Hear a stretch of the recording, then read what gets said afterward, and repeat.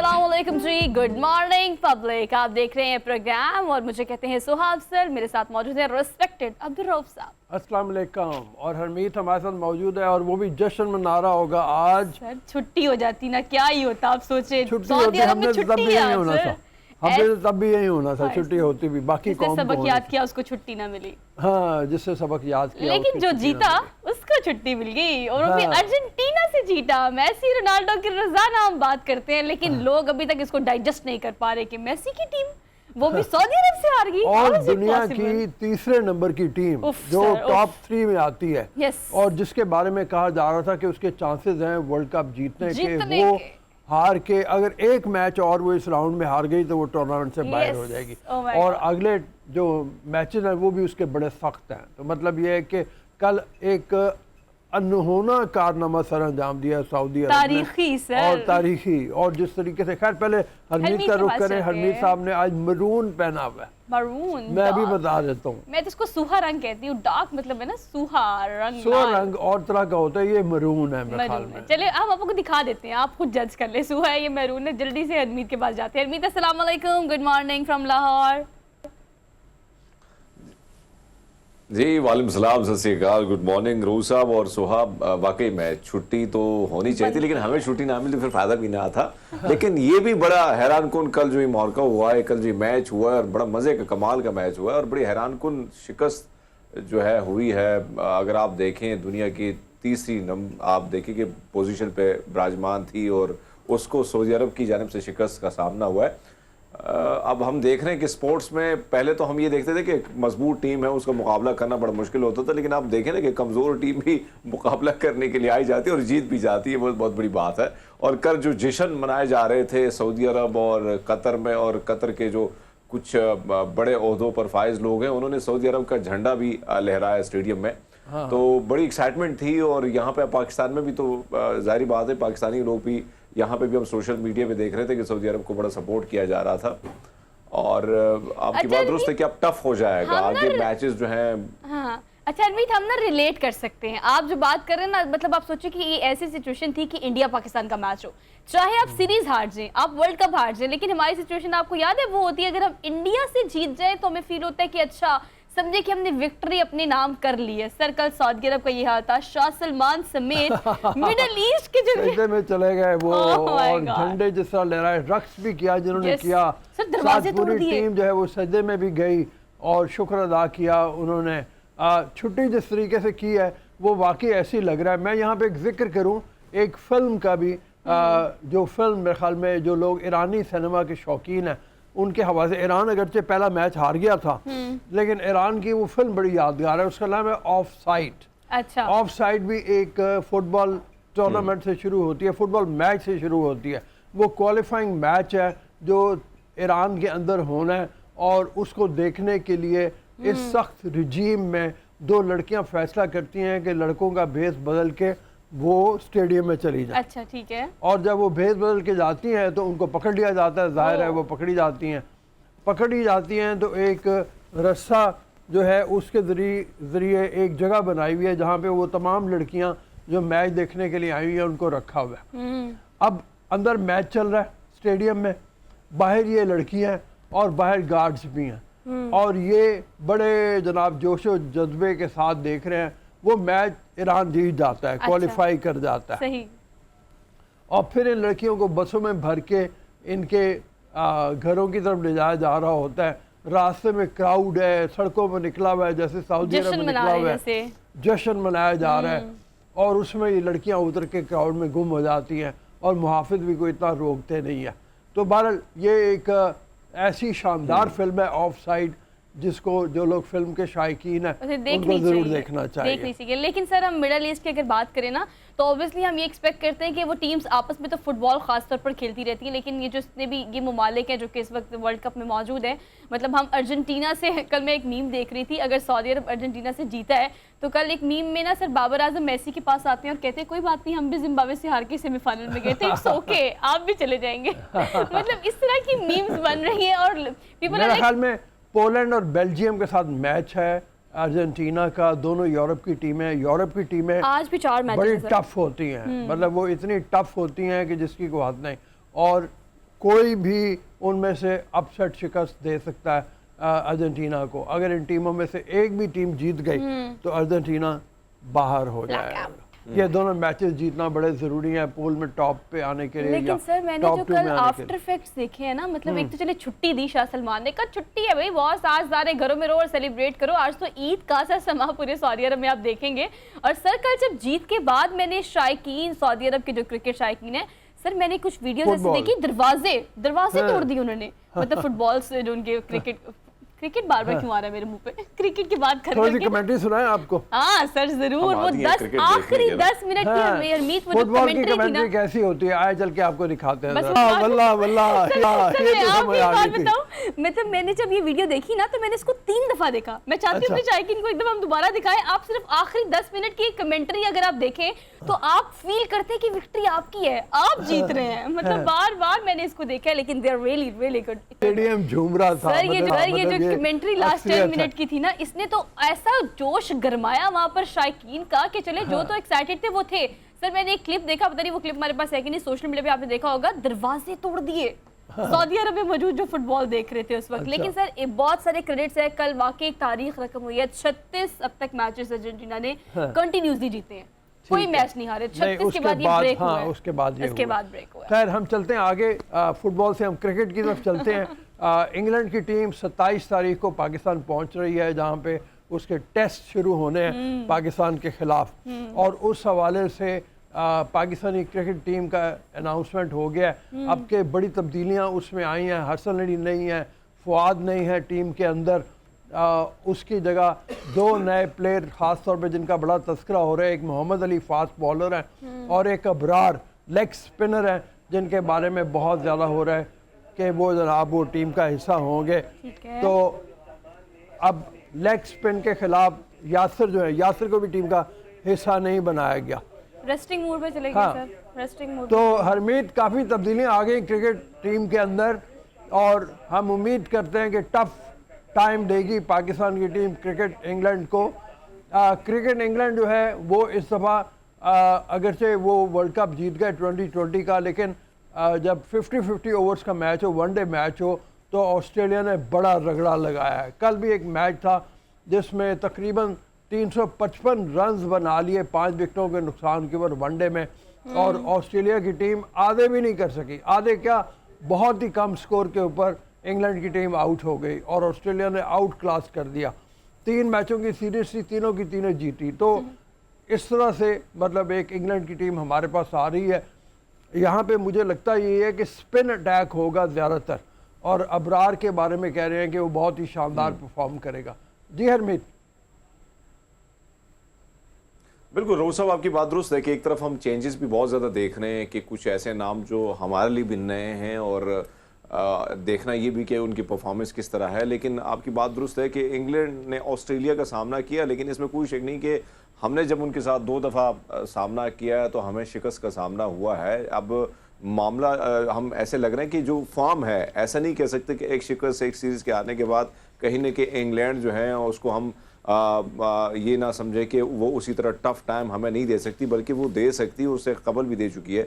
लेकिन आपकी बात दुरुस्त है कि कुछ तब्दीलियाँ जो हुई हैं उससे भी हम बड़े ऊपर उम्मीद नज़र आ रहे हैं। हमारे जितने भी अब नए खिलाड़ी, आपने अबरार की बात की थी कि कुछ खिलाड़ी जो हैं वो भी शामिल हुए हैं स्क्वाड में, तो अब देखना ये होगा। लेकिन आपकी बात दुरुस्त है कि अब एक तो अब ये समझ नहीं आ रही कि अब क्या रावलपिंडी, क्योंकि रावलपिंडी में जहाँ पे क्रिकेट स्टेडियम है वहाँ पे फैज़ाबाद का एरिया है, और फैज़ाबाद में ही धरना जो है वो कल से 26 तारीख से शुरू हो जाएगा।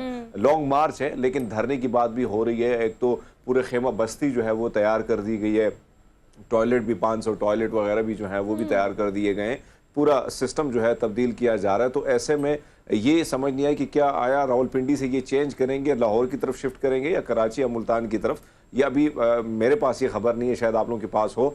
लेकिन ये है कि अब ये मैच जो है वाकई में जो नए खिलाड़ी हैं उनके लिए भी एक ये होगा, एक इम्तिहान की घड़ी है कि भाई इसमें वो कामयाब होते हैं या नहीं होते। लेकिन बहरहाल हमारी भी एक अच्छी परफॉर्मेंस रही है, जब फाइनल तक रसाई हासिल की तो कहीं ना कहीं लक और कहीं ना कहीं एक अच्छी परफॉर्मेंस का साथ था।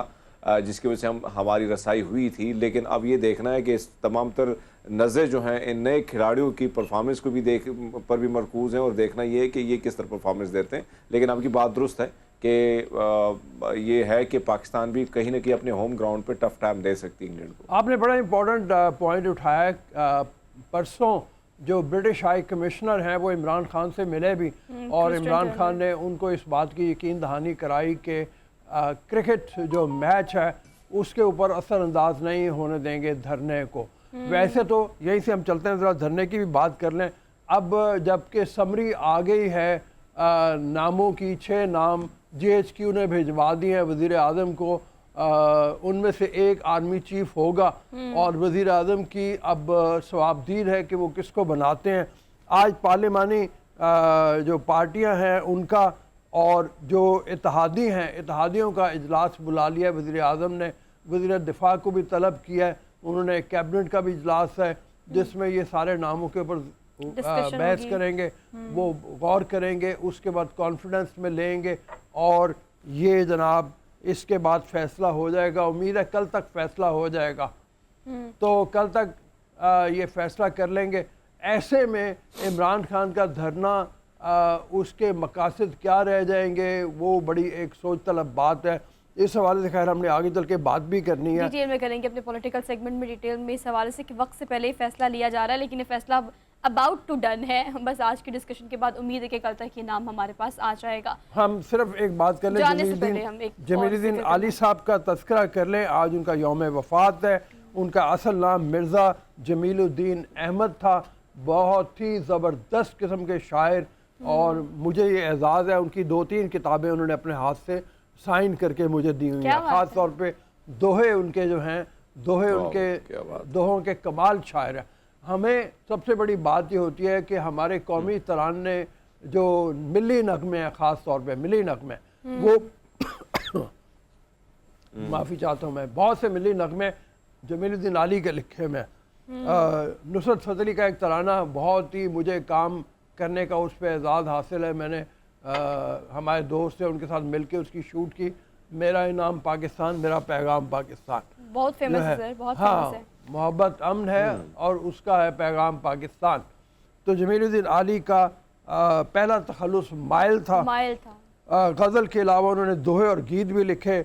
मोतमद एजाज़ी अंजुमन तरक्की उर्दू अदब हैं पाकिस्तान के, और आली साहब को कई अवार्ड से नवाजा गया। उनको सितारे पाकिस्तान मिला। शोबा अदब में उनको अकेडमी अदबियात का आला तरीन अवार्ड मिला। जो राइटर्स गिल्ड है जो बड़ी मौसर है इस वक्त, आप सॉरी जीवे जीवे पाकिस्तान की अगर स्पेसिफिकली बात की जाए हरमीत, तो आपको पता है ये वो चीज़ें हैं जो हम बचपन से सुनते आ रहे हैं और हमने अक्सर औक़ात बुक्स में खासतौर पे जैसे तखल्लुस की उन्होंने बात की है, आली और हाली की तखल्लुस जो है वो हमने अक्सर देखा है। तो तरानों में इंस्पिरेशनल और पेट्रियाटिक एलिमेंट जो है वो बच्चों में पैदा करने के लिए हमेशा से बड़ा पॉजिटिव इनका किरदार रहा है। और बिछड़े अभी इन 7 बरस हो गए हैं, तो आज हम एक्चुअली एक काइंड ऑफ ट्रिब्यूट है जो कि हम पेश करने की कोशिश कर रहे हैं, उनको याद कर रहे हैं। और अब्दुल रऊफ साहब की तो बड़ी अहम और बड़ी दिलचस्प यादें, जैसे आपने 3 किताबों की बात की है। हाँ, मैं वो कह रहा हूँ कि उनसे मुलाकातों का काफ़ी बार ये मुझे मौका मिला और बहुत ही कमाल आदमी थे, गुफ्तगू के भी कमाल आदमी थे। और शायर जो हैं वो तो मैंने जैसे कहा, इनके जो है गज़लें, दोहे, गीत, जीवे जीवे पाकिस्तान कौमी नगमा जो है हमारा, वो बड़ा शानदार था। और इनकी किताबें काफ़ी सारी हैं, कॉलम भी हैं इनके, उनके भी मजमूए मौजूद हैं। सफ़रनामा भी लिखा हुआ है, उस हवाले से भी इनका है। तो हम उनको ट्रिब्यूट पेश करते हैं। अल्लाह ताला उनकी मग़फ़िरत करे और आज के दिन के हवाले से इनके वफ़ात है, उनके दर्जात बुलंद करे। तो हम चलते हैं जनाब अपने रन डाउन की तरफ। पहले रन डाउन की तरफ आपको टॉप स्टोरीज में सबसे पहले कि ऑब्वियसली हमने आपको बताया है कि पॉलिटिकल सेगमेंट में डिस्कस करेंगे कि आजकल आर्मी चीफ की तैनाती पर बातचीत चल रही है और ये मुरासला जारी करने के बाद आज अहम इजलास जो है वो तलब किया गया है, डिस्कशन होगी और मोस्ट प्रोबेबली कल तक ये डिसीजन हो जाएगा और हम इसको डिस्कस करेंगे। और इसके अलावा आज अगर स्पेसिफिकली आज के दिन की बात की जाए तो आज जो है पाकिस्तान भर में शोहदा का दिन मनाया जा रहा है पाकिस्तान में, का दिन मनाया जा रहा है, बिल्कुल मनाया जा रहा है। और ख़ासतौर पर जब हम शहीदों की बात करते हैं, अपनी अफवाज की बात करते हैं, लेकिन हम कश्मीरियों की बात ख़ास तौर पर करते हैं और पुलिस की बात ख़ास तौर पर करते हैं, बल्कि वो तमाम आर्म्ड फोर्सेस जो हमारी हिफाजत पर मामार हैं और किसी न किसी मौके पर उन्होंने अपनी जान जो है वो दी है सिर्फ हमारी हिफाजत के लिए। सरहदों पर मौजूद जो मुसल्लह अफवाज है उनके तमाम जवान जो इस वक्त भी अपनी जान जोखिम में डालकर वहाँ पर खड़े हुए हैं, तो उन तमाम लोग को हम आज ट्रिब्यूट देंगे सर। और ये जो शहीदों का दिन मनाया जा रहा है इस पर हम इंशाल्लाह अपनी टॉप स्टोरीज में डिटेल में बात करेंगे। इसके अलावा सर शुमाली इलाके में रहने वाली लड़की पर ये एक फ़िल्म बनाई गई है जिसको हम डिस्कस करेंगे। अभी सिर्फ आपको इतना ही बना देते हैं कि शुमाली इलाका जात में लड़की पर बेस्ड एक मूवी है। इसकी स्टोरी क्या है, स्टोरी लाइन क्या है, पिक्चराइज कैसे किया है, कैरेक्टर क्या है, इसको हम डिटेल में आपको बताएंगे अपनी टॉप स्टोरीज में। इसके अलावा यस सर, नाम फिल्म का नाम है दरिया के उस पार। शोएब सुल्तान इसके जो डायरेक्टर हैं वो हमारे साथ मौजूद होंगे और उनसे आपकी मुलाकात भी कराएंगे। आगे क्या है जी हमारे पास? हमने देखना ये है कि टेक्नोलॉजी की बात तो हम रोज़ाना करते हैं, मुख्तलिफ रिकॉर्ड्स भी आपको बताते हैं कि ये रिकॉर्ड ये बन गया और टेक्नोलॉजी ने दुनिया में ये चीज़ें नई नई इजादात करती हैं, लेकिन हम टेक्नोलॉजी में पीछे क्यों हैं और उसकी वजह से हमें कितना नुकसान हो रहा है, इस पर हम डिटेल में बात करेंगे। सर हमने मेरे ख्याल से 5G के बारे में बात करनी है, ठीक है, कि 5G के बारे में बात तो बहुत अरसे से हो रही है कि बस अबाउट टू लॉन्च, लेकिन क्या हमारे इक्विपमेंट्स या खासतौर पर अगर हम गैजेट्स की बात करें वो इतने सपोर्टेड हैं, और अगर टेक्नोलॉजी की बात करें तो कब हम इसको फाइनली लॉन्च कर सकेंगे और कब हमें इंटरनेट की एक्सेस मजीद फ्लॉलेस मिलेगी, इसको हम डिटेल में डिस्कस करेंगे। इसके अलावा सर पाकिस्तानी तलबा और तलबात ने 14 मुमकिन नए सियारचे दरियाफ्त कर लिए हैं। वाह जी वाह, दैट्स वेरी गुड, अप्रिशिएटेबल। तो हम इसको डिटेल में डिस्कस करेंगे। निज़ाम पूरा जो है उसके अंदर पाकिस्तानी तलबा का एजाज़ है, मुमकिन सियारचे हैं जो दरियाफ्त किए गए हैं, उस हवाले से बात करेंगे, डिटेल में बात करेंगे। हमारी टॉप स्टोरीज में होगा अपनी जनाब डेली डोज पे। तो आज आपको वेंसडे डोज देते हैं। वेंसडे डोज में पहली खबर जो है वो बड़ी इंटरेस्टिंग सी है। तो क्या खोजी, यानी मेटल डिटेक्टर से ये ज़ेरे ज़मीन जो है हमेशा खोज लगाते हैं, लेकिन कभी किस्मत आजमाई हो तो फिर आप ऐसे लग ही जाती है। सर खोज करते करते मेटल डिटेक्टर से इन्होंने क्या ढूंढा, एक ऐसी कीमती शदीद कीमती घड़ी जिसकी जो कीमत है वो सर $47,000 है, अंगूठी है, और जो सन 1300 कोई 1388 के लगभग ये अंगूठी पहनाई गई थी किसी को, और इसके ऊपर लिखा हुआ है एक पुरानी ज़बान में, हीरा इसके ऊपर लगा हुआ है, फ्रांसीसी ज़बान में शायद लिखा हुआ है, ज़माने की सर, और बहुत कदीम ज़माने की है। ये अंगूठी उनको मिली और इसको जैसे सुहा ने बताया $47,000 इसकी तकरीबन कीमत है। तो ये तो अमीर हो गए भी बहुत ज़्यादा शौकिया। सर फ्रांसीसी ज़ुबान में लिखा हुआ है और उसका तर्जुमा दरअसल ये है, मतलब ये ऑब्वियसली गिफ्ट ही किया होगा किसी ने अपनी महबूबा को या अपनी बेगम को। उस पर जो है ना वो लिखा हुआ है कि मैं तुमसे बहुत मोहब्बत करता हूँ और मेरा तुम्हारा ईमान, मैं तुम्हारा ईमान थामता हूँ। मतलब मैं तर्जुमा बता रही हूँ मैं कि उसको जो आप कह रहे थे कि लिखा हुआ है, उसका दरअसल ट्रांसलेशन अगर की जाए तो ये लिखा हुआ है कि मेरा तुम्हारा ईमान थामता हूँ, तुम मेरा ईमान संभालो। ये बेसिकली क्रक्स है उसके ऊपर। तो जनाब शौकिया ये खोजी हैं, कोई प्रोफेशनल नहीं है, और मज़े की बात यह है कि इनकी उम्र भी तकरीबन 69 बरस है, कोई जवान नहीं है, और इन्होंने इसी तरह से चीज़ें ढूंढा करते थे। हाँ हरमीत, इसी तरह से चीज़ें ढूंढा करते थे, फिर छोड़ दिया इन्होंने बीच में, और फिर 2018 में तकरीबन दोबारा शुरू किया, और 2019 में इस पर दोबारा काम शुरू किया उन्होंने, और चंद ही माह के अंदर अंदर ये अंगूठी इनके हाथ लग गई, और अब जनाब $47,000 की कीमत इन्होंने लगाई है, नीलामी होगी इसकी, और शायद इससे भी ज़्यादा कीमत की है। इन लोगों की ना पर्सनालिटी इस तरह की होती है, जैसे आप बता रहे हैं कि अगर आपने ये काम छोड़ भी दिया हो, खासतौर पर इन्वेस्टिगेट करने का काम, तो आप रह नहीं सकते। हाँ। और ये मेटल डिटेक्टर से अक्सर औकात मतलब ये शौकिया खोजी है, मतलब ये ऐसे नहीं कि इनको किसी इदारे ने अपॉइंट किया है या ये इनका प्रोफेशन है, शौकिया खोजी है, लेकिन कुछ ना कुछ खोज लगाते रहते हैं। फिर इस काम को छोड़ दिया लेकिन नहीं रहा गया, दोबारा से इन्होंने जंप किया इस फील्ड में और आकर फौरी तौर पर उन्होंने क्या कीमती अंगूठी ढूंढ ली है। हाँ, अगली खबर पे चले।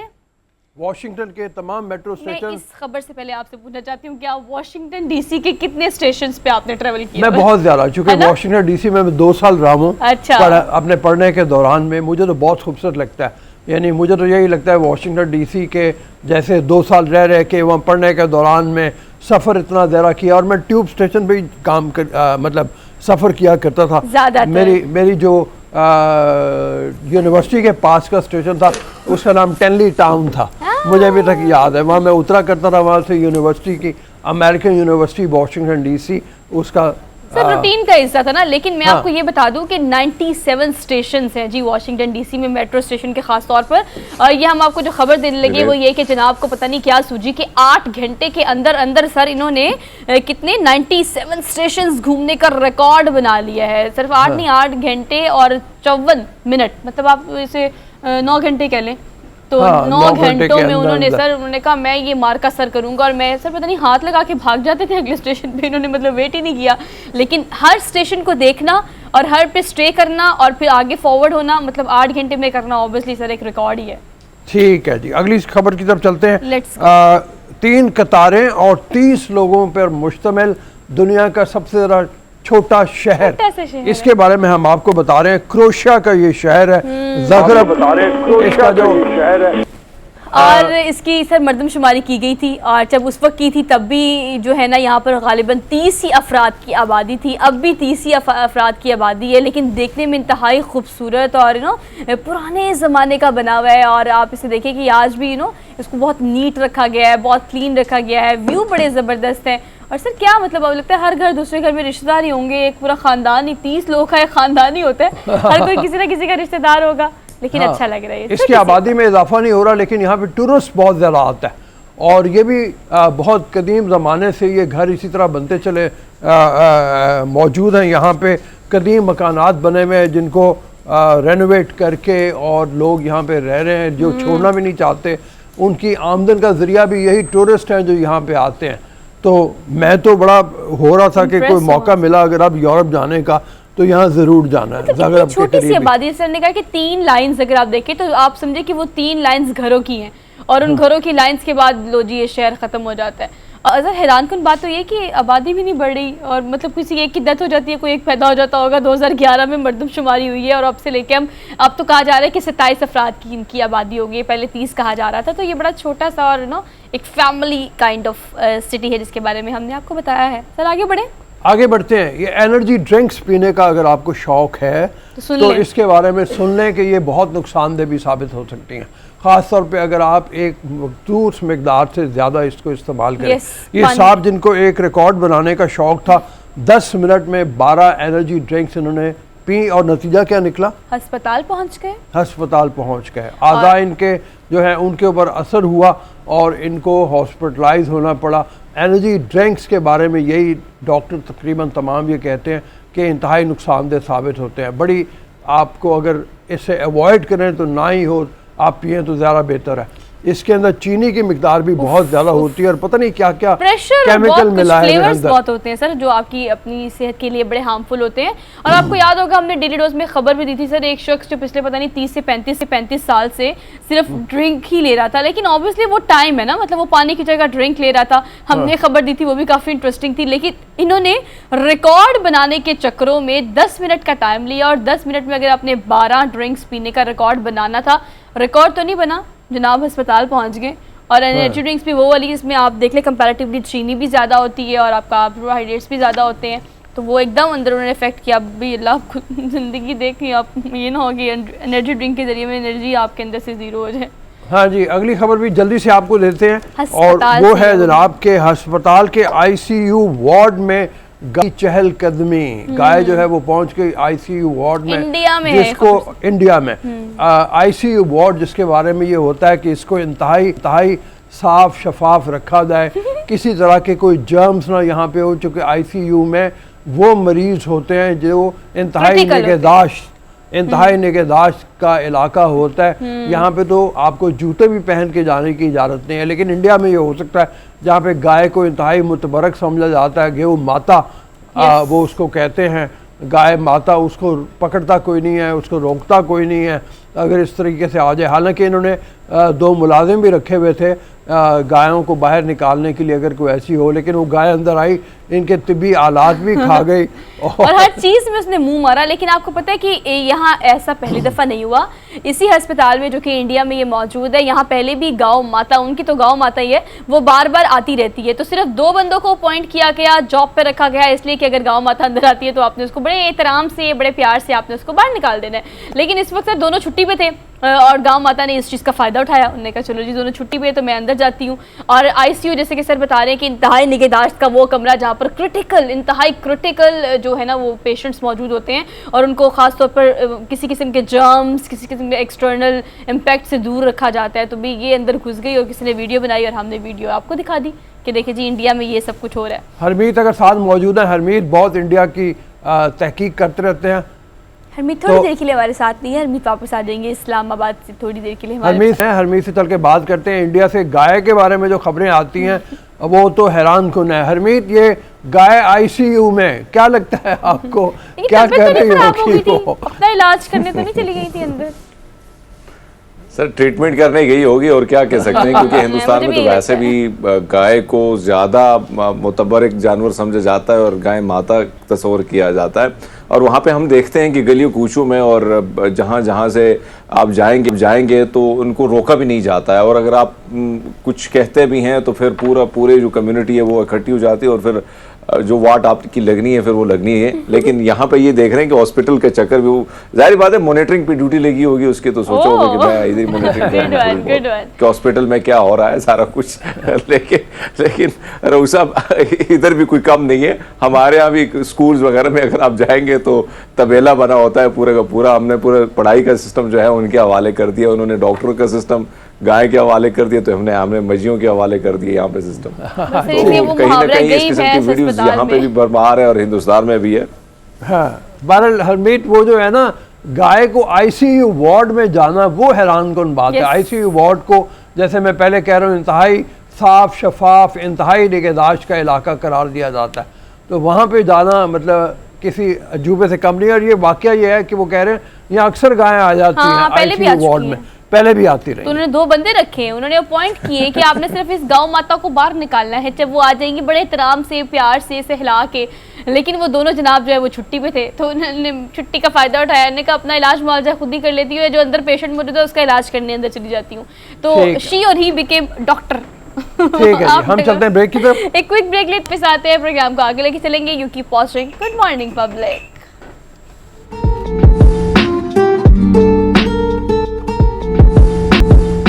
जी, welcome to the show after the break. Aamir Khakwani senior analyst हमारे साथ मौजूद हैं। आमिर, अस्सलाम वालेकुम। जी वालेकुम अस्सलाम सर। तो आमिर, आखिरकार वो जो शाहकार जो होना है उसका नाम सामने आ जाएगा अगले 24 से 48 घंटे में, ये वज़ीर दिफा का कहना है। नाम जो समरी है वो भिजवा दी गई है, जिसमें तमाम सीनियर जो जनरल्स हैं उनके नाम शामिल हैं। एक अफवाह ये उड़ी थी कि जी आपस में बड़ी चपकरस चल रही है जीएचक्यू की और हुकूमत की कि जी बाद सीनियर्स के नाम शामिल नहीं किए गए, वो भी दम तोड़ गई खबरें, अफवाहें इस तरीके से। आपके ख्याल में जब एक दफ़ा ये हो जाएगा तो सुकून आ जाएगा सारे लोगों को कि भाई अब ठंड पड़ जाएगी कि जी आखिरकार नाम से सलार का हो गया। आज इत्तेहादी पार्टियों का इजलास भी है जिसमें डिस्कस होगा नाम और फिर वज़ीर आज़म अनाउंस करेंगे। जी, मेरा तो वैसे ऐसा ख्याल है, लग तो ऐसा रहा है कि ये क्राइसिस या मसला जो है अब ये हल हो गया है। क्योंकि कल तक तो देखें सिचुएशन ये थी कि समरी भी नहीं आ रही और 26 से ये कहा जा रहा था 26 के बाद आएगी, 27 को आएगी। आपको पता है 26 की खास अहमियत है, लेकिन वो जिस तरह समरी आई है, मेरा ख्याल है कल जरदारी साहब की जो मुलाकात हुई है शहबाज शरीफ साहब से, वो उससे ब्रेक थ्रू हुआ है। जरदारी साहब बहरहाल बहुत ही एक तजर्बाकार और जैसा कहते हैं ना कि एक गाग सियासतदान है, समझते हैं चीजों को। मेरा ख्याल है कोई सोल्यूशन निकला है। और जो कहा जा रहा था कि भाई कि एक नाम या नाम नहीं होंगे वो भी शामिल हो गए। आप देखा ना गैर मामूली इस दफा बढ़ाया गया। मेरा ख्याल है पहली दफा ऐसा है कि 6 जनरल फहरिस्त भेजी गई है। 3 होते थे, फिर 5 होते थे, 5 कहा जा रहे थे, अब 6 जो किए गए उससे वो मसला बारा खत्म हो गया है। और जो तमाम जो सीनियर मोस्ट जनरल्स हैं जिनका इम्कान हो सकता है शामिल होने का, ज़ाहिर उनमें से किसी का भी नाम आ जाएगा। अभी देखना ये है कि कौन सा नाम, लेकिन मुझे लग रहा है कि मुझे फील ये हो रहा है कि इत्तफाक राय किसी हद तक हो गई है और शायद ये ज्यादा प्रैक्टिकल हल निकाला गया है। क्योंकि मियां नवाज शरीफ साहब के बारे में ये कहा जा रहा था कि वो जरा उनका जरा हाकिश स्टांस रहा है और शहबाज शरीफ साहब, वो जरदारी साहब और कुछ और लोग भी पीटीएम में उससे कुछ ज्यादा इत्तेफाक नहीं करते थे। उनको ख्याल था कि इससे क्राइसिस पैदा होगा, लेकिन मियां नवाज शरीफ साहब अपने स्ट्रांगली अपने थे। अब मे भी कोई हल निकाला गया हो, ये मुमकिन है। ठीक है जी हरमीत। आमिर साहब, इस सारी सूरत हाल में अगर हम देखें, बहुत सारी खबरें ये भी गर्दिश कर रही थी और आपने देखा कि जो वज़रा थे उनकी जानिब से भी ये खबरें आ रही थी कि कहीं ना कहीं पीटीआई जो है वो गड़बड़ कर सकती है, इस मामले को मुतनाज़ा बना सकती है। लेकिन हमने देखा कि पहली बार हम ये कह सकते हैं कि पीटीआई ने कहीं ना कहीं मैच्योरिटी दिखाई है। आपको क्या लगता है कि कोशिश जो कंट्रोवर्शियल की बातें हो रही थी कि कहीं ना कहीं खान साहब इस मामले को कंट्रोवर्शियल बनाएंगे, लेकिन वो उनका पीछे हटना कितना खुशाइन है सर? अच्छी बात है, अच्छी बात है। इस पर अगर इमरान खान को कुछ वज़रा ने ये भी कहा है कि सरप्राइज की वजह आप कंप्रोमाइज कर रहे हैं, लेकिन मेरे ख्याल अच्छी बात है। देखें ना, जो चीफ बनना है वो पहले अगले 3 साल के लिए बनेंगे। उनका हमारे इदारों का और हमारी फोर्सेस का एक बहुत ही बड़ा इंपॉर्टेंट रोल है काम के लिए, सब चीजों के लिए। तो इस ओहदे को हर हाल में गैर मुतनाज़ी होना चाहिए। इमरान खान ने थोड़ा सा चंद दिन पहले, कुछ दिन पहले तक, 8-10 दिन पहले तक तो कोई एक स्टेटमेंट उनकी आ जाती थी, लेकिन अब उन्होंने जब ये कहना शुरू किया कि मुझे कोई फर्क नहीं पड़ता जो भी चीफ हो, लेकिन मेरिट पर हो, और ज़ाहिर है फैसला दोबारा प्राइम मिनिस्टर ने ही, उन्होंने हुकूमत नहीं करना, जो भी हुकूमत हो, तो ये एक अच्छी तब्दीली है। और अगर खान साहब को चाहिए कि इसी भी कायम रहे, मेरा ख्याल है अब उनका अगला टास्क इलेक्शन की डेट लेने को होगा। और 26 को जब आएंगे, लगता तो ये 26 से पहले ये अनाउंस हो जाएगा, तो फिर तो मेरा ख्याल है कोई सिर्फ ये मामला तो रहेगा ही नहीं जेर बहस होने वाला। फिर इनके पास ये है कि वो प्रेशर डाल की कोशिश करेंगे कि कुछ 4-6 महीने बाद से ही इलेक्शन की डेट आ जाए और वो उनके लिए आसान हो जाए मामला। आमिर साहब, आपको क्या लगता है कि अब जो लॉन्ग मार्च बाकी रह गया, आप सही कह रहे हैं कि कॉम्प्रोमाइज़ जो उन्होंने कर लिया है या थोड़ी समझदारी दिखाई है, तो अगर आप इस लॉन्ग मार्च को देखें तो ये तारीख से पहले आर्मी चीफ की तैनाती का फैसला भी हो गया, जो कि तारीख ज़रा आगे थी, लेकिन अब कॉन्ट्रडिक्शन थोड़ी सी आ रही है। इस्लामाबाद के लॉन्ग मार्च कर कहा जा रहा है कि धरने की कॉल भी हो सकती है। अब उसके क्या मकासद पीछे रह गए हैं और वो क्या कॉल दे सकते हैं? आपको क्या लगता है इस हवाले से? इलेक्शन, इमरान खान को देखो, इमरान खान साहब को असल इंटरेस्ट तो है इलेक्शन में। सही। उनको सिर्फ ये खतरा था कि कोई तकर्री के वाले से कोई ऐसा फैसला ना हो जाए जो इनके खिलाफ जाए इलेक्शन के हवाले से। तो उनकी तो असल इमरान खान की इंटरेस्ट है कि जल्द अज जल्द उनको इलेक्शन डेट मिले, ताकि उनको लग रहा है जो उनकी सियासी पोजीशन है उसको इस्तेमाल करें, इलेक्शन जीतें और फिर इक़्तिदार में आ जाएं। बाकी मामला सेटल होते रहेंगे। तो अभी भी उनका असल टारगेट और टास्क जो है वो इलेक्शन की डेट लेना ही है।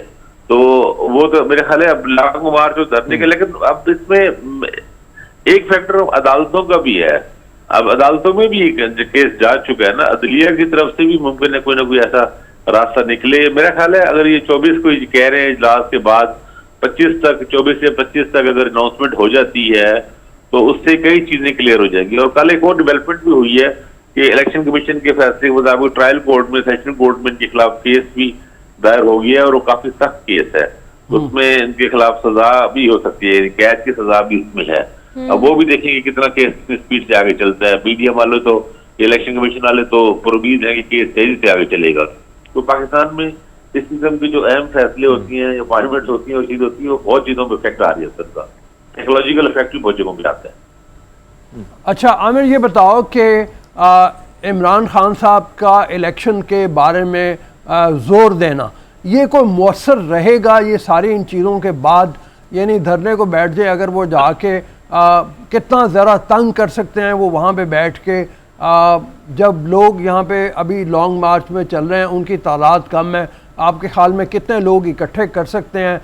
फैज़ाबाद को उन्होंने जो मकाम अपना बनाया, वहाँ पे हरमीत अभी बता रहे थे कि टेंट सिटी बना के वो रुकावट डाल के, बेसिकली वो रुकावट डाल के लोग तंग हो रहे होंगे, जो इस तरह का जो पस मंज़र बताया जा रहा है कि वहाँ पे लोगों को तंग किया जाए और उस तरह से प्रेशर बिल्ड किया जाए। देखिए, प्लान तो यही होता है। बदकिस्मती के साथ जो भी एहतजाज करता है, आपने देखा होगा शहरों में भी, लाहौर में या कहीं भी हो, सबसे पहले सड़कें बंद की जाती हैं और वो शहर को बिल्कुल जिस तरह कहते हैं ना, चौक कर दिया जाता है ताकि क्राइसिस पैदा हो। असल लोग तंग होते हैं, घर बहुत तंग होते हैं, लेकिन क्राइसिस पैदा हो जाता है ना। अब जीटी रोड बंद कर दीजिए, मोटर रोड बंद कर दीजिए, इस्लामाबाद में एंट्री के रास्ते बंद कर दीजिए, तो लोग तो तंग हो गए ही, लेकिन एक क्राइसिस की सिचुएशन पैदा हो जाएगी ना, जब ट्रैफिक जैम हो जाएगा, मीलों लंबी लाइनें लग जाएंगी, लोगों के लिए इधर उधर मूव करना आसान नहीं रहेगा और लोग फिर ज़रा हुकूमत को भी गालियां देते हैं ना, दोनों तरफ होता है। एहतजाज करने वालों को भी सलवातें सुनाती हैं और हुकूमत की भी तनकीद हो रही होती है।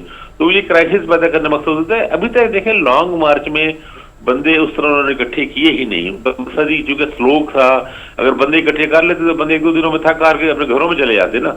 जब आपने 15-20 दिन से, मेरे ख्याल 2-3 हफ्तों से चल रहा है उनका लॉन्ग मार्च, तो इसको उन्होंने स्लो रखा हुआ है। अब उन्होंने अपनी पूरी कुव्वत इकट्ठी करनी है कि वहां पे कितने लोग इकट्ठे करते हैं, एक चैलेंज है। और पीटीआई वाले इसलिए तंजीमी इस बार से भी कोशिश कर रहे हैं। और आज ही मैं बात हो रही थी केपी में, वहां तमाम लोगों को उन्होंने टारगेट दिए हैं और परवेज खटक साहब चूंकि सभाई सदर है वहां पे, तो उन्होंने कहा है कि अगर जो लोग नहीं लेके आएंगे जिस एमपी एमएलए को, तो अगला टिकट नहीं मिलेगा। और केपी में खासतौर पे टिकट पीटीआई का बहुत इंपॉर्टेंट है, पंजाब में भी है।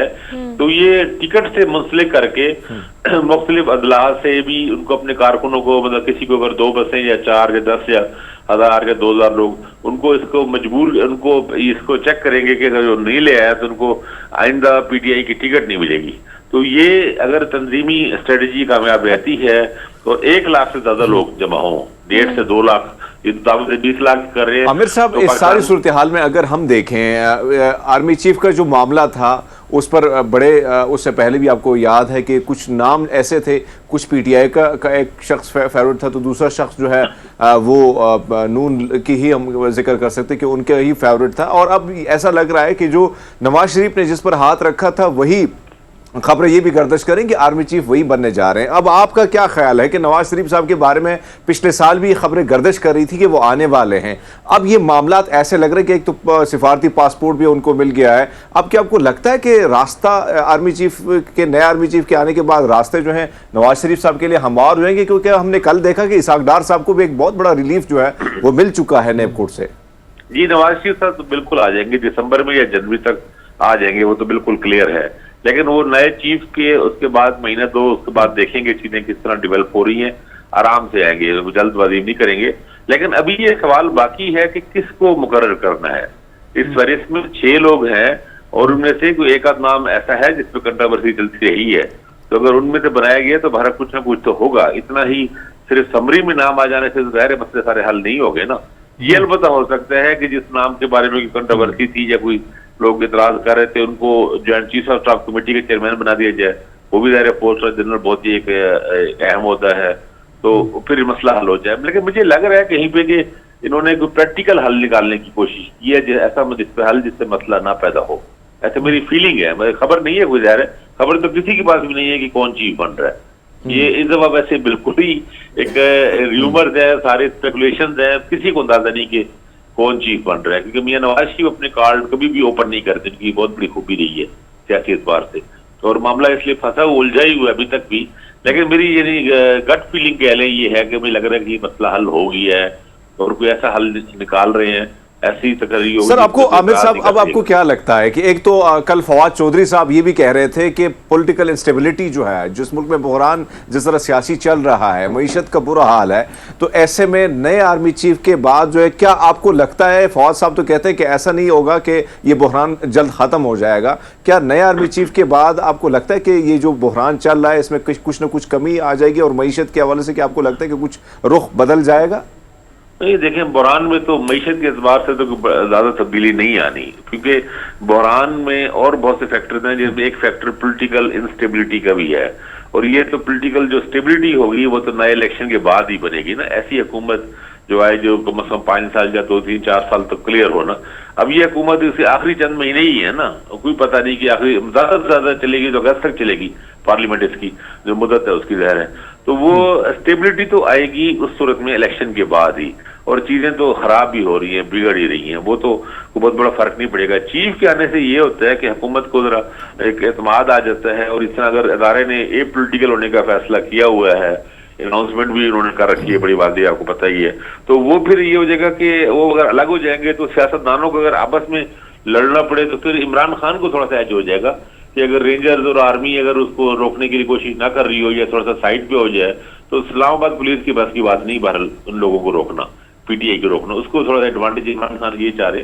लेकिन मेरा ख्याल है कि कोई ऐसा होना चाहिए कि इलेक्शन की डेट 6 महीने बाद दे दें, कोई डेट दे देनी चाहिए ताकि हर कोई अपने अपने काम से लगे। और एक कम से कम 6 महीने के लिए तो स्टेबिलिटी का तासुर पैदा हो। अगर मई में इलेक्शन की डेट दे देते हैं, अनाउंस कर देते हैं मई या जून में इलेक्शन की, तो वो उस टर्म के, अगस्त वाली टर्म के करीब करीब ही होगा। इमरान खान भी मेरे ख्याल बहुत मुतमईन हो जाएंगे, और ये तो पता चल जाएगा ना हर एक को, आलमी मालियाती इदारों को भी, कम से कम 6 महीने के लिए तो ये हुकूमत है ना। अगला बजट यानी या अगला बजट पेश करने की इजाजत दे दें, जून के फर्स्ट वीक में आपको पता है बजट आ जाता है, तो वो बजट दे कि फिर निगरान हुकूमत आ जाए। तो इस तरह का कोई अगर कर लें तो उससे एक वक्ती मौसम एक तासर बन जाएगा। बाकी इलेक्शन के बाद अल्लाह करे उस रिजल्ट भी माने जाए ना, हमारे यहाँ तो इलेक्शन के बाद रिजल्ट भी तो नहीं माने जाते, तो वो भी मसला रहता है।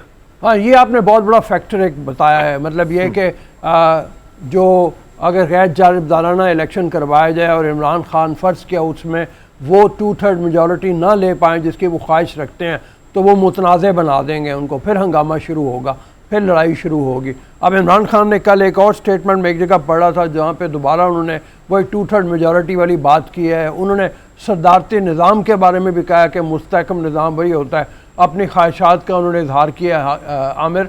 तो ये ख्वाहिशात अगर पूरी नहीं होती तो जाहिर है वो कंट्रोवर्शियल तो बनाएंगे उसको। बिल्कुल बिल्कुल, ये ठीक बात है, क्योंकि इमरान खान, अच्छा मेरा ख्याल है इमरान सिंगल मेजॉरिटी मिल जाए उनको, हुकूमत बना ले तब भी वो खुश हो जाएंगे। लेकिन अगर वो इलेक्शन ना जीत सके, सिंगल मेजॉरिटी ना बना सके और पीडीएम ने हुकूमत बनाई, फिर इमरान खान तो किसी सूरत में भी ऐसे रिजल्ट को नहीं मानेंगे। बात तो बिल्कुल ठीक है। इसलिए इलेक्शन से पहले इनको गारंटी लेनी चाहिए, इन सब से गारंटी लेनी चाहिए। गारंटी के लिए जरूरी है कि एस्टेब्लिशमेंट में सरबराह वो हो जिसकी किसी को एतराज ना हो, नॉन कंट्रोवर्शियल हो। गारंटी लेनी चाहिए कि इलेक्शन रिजल्ट माने जाए, इलेक्शन फेयर हो और उसको रिजल्ट माना जाए। और इमरान खान को भी गहरे देखें, जब नवाज शरीफ तक पाकिस्तान आते हैं और वो कैंपेन चलाते हैं और पीडीएम मिल के इलेक्शन लड़ती है या सीट एडजस्टमेंट करती है, तो पंजाब में मियां नवाज शरीफ के आने से और कैंपेन करने से नून लीग को काफी फायदा होगा। तो पीटीआई और पीडीएम के दरमियान जो फर्क है वो बहरहाल कम हो जाएगा, मुकाबले ज्यादा क्लोज होंगे और पीटीआई बहुत सी सीटें हारेगी भी नहीं। ऐसा नहीं है, नवाज शरीफ साहब को अपना एक ज़ाहिर वोट बैंक भी है और अपना इन्फ्लुएंस भी है उनके आने से, और ज़ाहिर कई साल बाद आएंगे तो नून लीग के कारकुन भी चार्ज हो जाएंगे उससे, तो वो सिचुएशन डिफरेंट होगी। तो इसलिए गारंटी, लेकिन वो तो चलो अभी आगे का मरला है। फिलहाल तो आप दुआ करें कि ये अगला जो 26 नवंबर वाला ये मसला टल जाए और अच्छे तरीके से मामला आगे बढ़ जाए। आमीन आमीन आमीन। Thank you so much Aamir Khakwani साहब हमारे साथ मौजूद थे। वो बिल्कुल ठीक कह रहे हैं कि अगर इमरान खान की फ़ैन फॉलोइंग और सपोर्टर्स हैं तो नवाज शरीफ का भी वोट बैंक एक हमने एक अरसे से देखा है पाकिस्तान में, तो उनके वापस आने से काफ़ी चीज़ें हमें चेंज नजर आएंगी और हो सकता है सरप्राइजिंगली चेंज हो। तो हमने क्विक अल्लाह करे मतलब एक सरप्राइजिंग चेंज हो। और उसकी वजह यह है कि इस वक्त अगर कोई कहा जाए जैसे ये है, क्योंकि इमरान खान साहब भी उस मामले में सबसे बड़ी रुकावट है कि कोई ऐसी पार्टी हो, कोई ऐसी फोर्स हो रादर जो सब पार्टियों को इकट्ठा बिठा के कोई फैसला कर ले, मुत्तफिका किसी नतीजे के ऊपर पहुंच जाए, वो कोई नहीं है कि जो भी नतीजा है मानते नहीं है। इमरान खान किसी को मानते नहीं है, तो वो बड़ी मतलब एक प्रॉब्लम क्रिएट कर रही है मतलब सूरत हाल में। बहरहाल धरना कितना कामयाब होता है इमरान खान साहब को, उसके जो फ़वायद वो हासिल करना चाहते हैं वो मुताबिक उसके होंगे नहीं होंगे ये वक्त ही बताएगा आने वाला। अल्लाह करे कि हालात बेहतर रहें, क्योंकि इसका बहुत ज़्यादा अनसर्टेनिटी का नुकसान बहुत ज़्यादा हो रहा है और जो हम भुगत भी रहे हैं, हम भुगत रहे हैं। एक क्विक ब्रेक लेनी है, वापस आते हैं, देखते रहिए ये प्रोग्राम जिसे हम कहते हैं good morning public. Welcome back after the break. Program के शुरू में जैसे कि हमने आपको बताया था कि आज यौम शहदा मनाया जा रहा है, लेकिन यौम दिफाए पाकिस्तान आपको पता है कि 6 सितंबर को मनाया जाता है। हमने भी मनाया, बहुत बात भी की, लेकिन आर्मी की से जो एक तकरीब होती है बाकायदा बहुत बड़ी, इसमें सारी डिस्कशन की जाती है, स्पीचेज होती हैं और इनामात होते हैं और इसके अलावा अवार्ड्स होते हैं, लेकिन वो तकरीब जो है वो मुलतवी कर दी गई थी जस्ट बिकॉज ऑफ के सैलाब की सूरत हाल थी और क्रिटिकल सिचुएशन बहुत ज़्यादा थी इन इलाकों में जो कि सैलाब से मुतासिर थे, तो अब उसको पोस्टपोन किया गया था और अब वो तकरीब जो है सर वो आज है। और आज army chief colonel Qamar Javed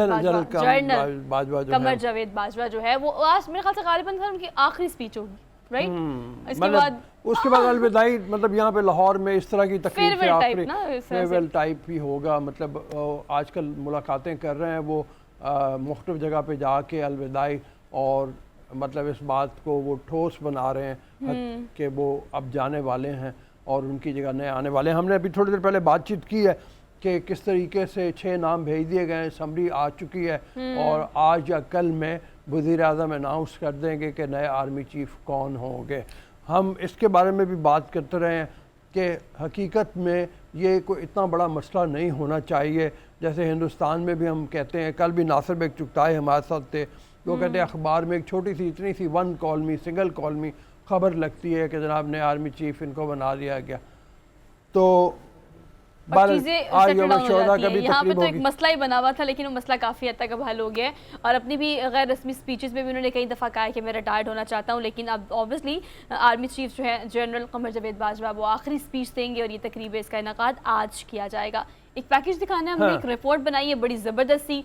Harmeet Swat से है और सवात के लोग यानी हरमीत कितने मेहमान नवाज है, इस हवाले से ये रिपोर्ट है। मेहमान नवाजी की बात नहीं है, दिल बड़े होने की भी बात है कि जिस तरीके से ये मदद कर रहे हैं वो तमाम लोग जो सैलाब की तबाहकारियों में उनकी बर्बादी हुई थी, उनके नुकसानात हुए थे, उनकी मदद की जा रही है, इस हवाले से बड़ा खुश आइंदा। तो ये बड़ी ज़बरदस्त सी बात है। तो अप्रिसिएशन हमारी तरफ से। अब हमने एक न्यूज़ ब्रेक लेनी है, आप खबरें सुन के वापस आएँ, प्रोग्राम को आगे बढ़ाते हैं। जी welcome to the show after the break. दरिया के इस पार ये एक फ़िल्म है, शॉर्ट फिल्म है, जिसके बारे में हम आपको बताएंगे। एक लड़की की कहानी है जो मसाइल में घिरी हुई है और ज़हनी इंतशार का शिकार हो जाती है, जो ऐसे नतीजे पे मुंतज होता है जो काफ़ी ख़तरनाक हैं। मतलब लोग ऐसे जो डिप्रेशन में मुलव्वस हो जाते हैं, डिप्रेशन में मुब्तला, उनके हवाले से ये कहानी काफ़ी इम्पोर्टेंट है। इस मैसेज को बड़े ज़ोरदार तरीके पे पहुंचाया गया है आवाम के लिए। इस फिल्म के डायरेक्टर हैं शुएब सुल्तान, वो हमारे साथ मौजूद हैं। अगर जीना है तो लड़ना है सर। डिप्रेशन, एंजाइटी, स्ट्रेस, ये वो चीज़ें हैं जो कि आजकल हमारे माशरे में इतनी आम हो गई है और इन अल्फाज का इस्तेमाल उससे भी ज़्यादा हर ज़ुबान ज़द-ए-आम हो गया है।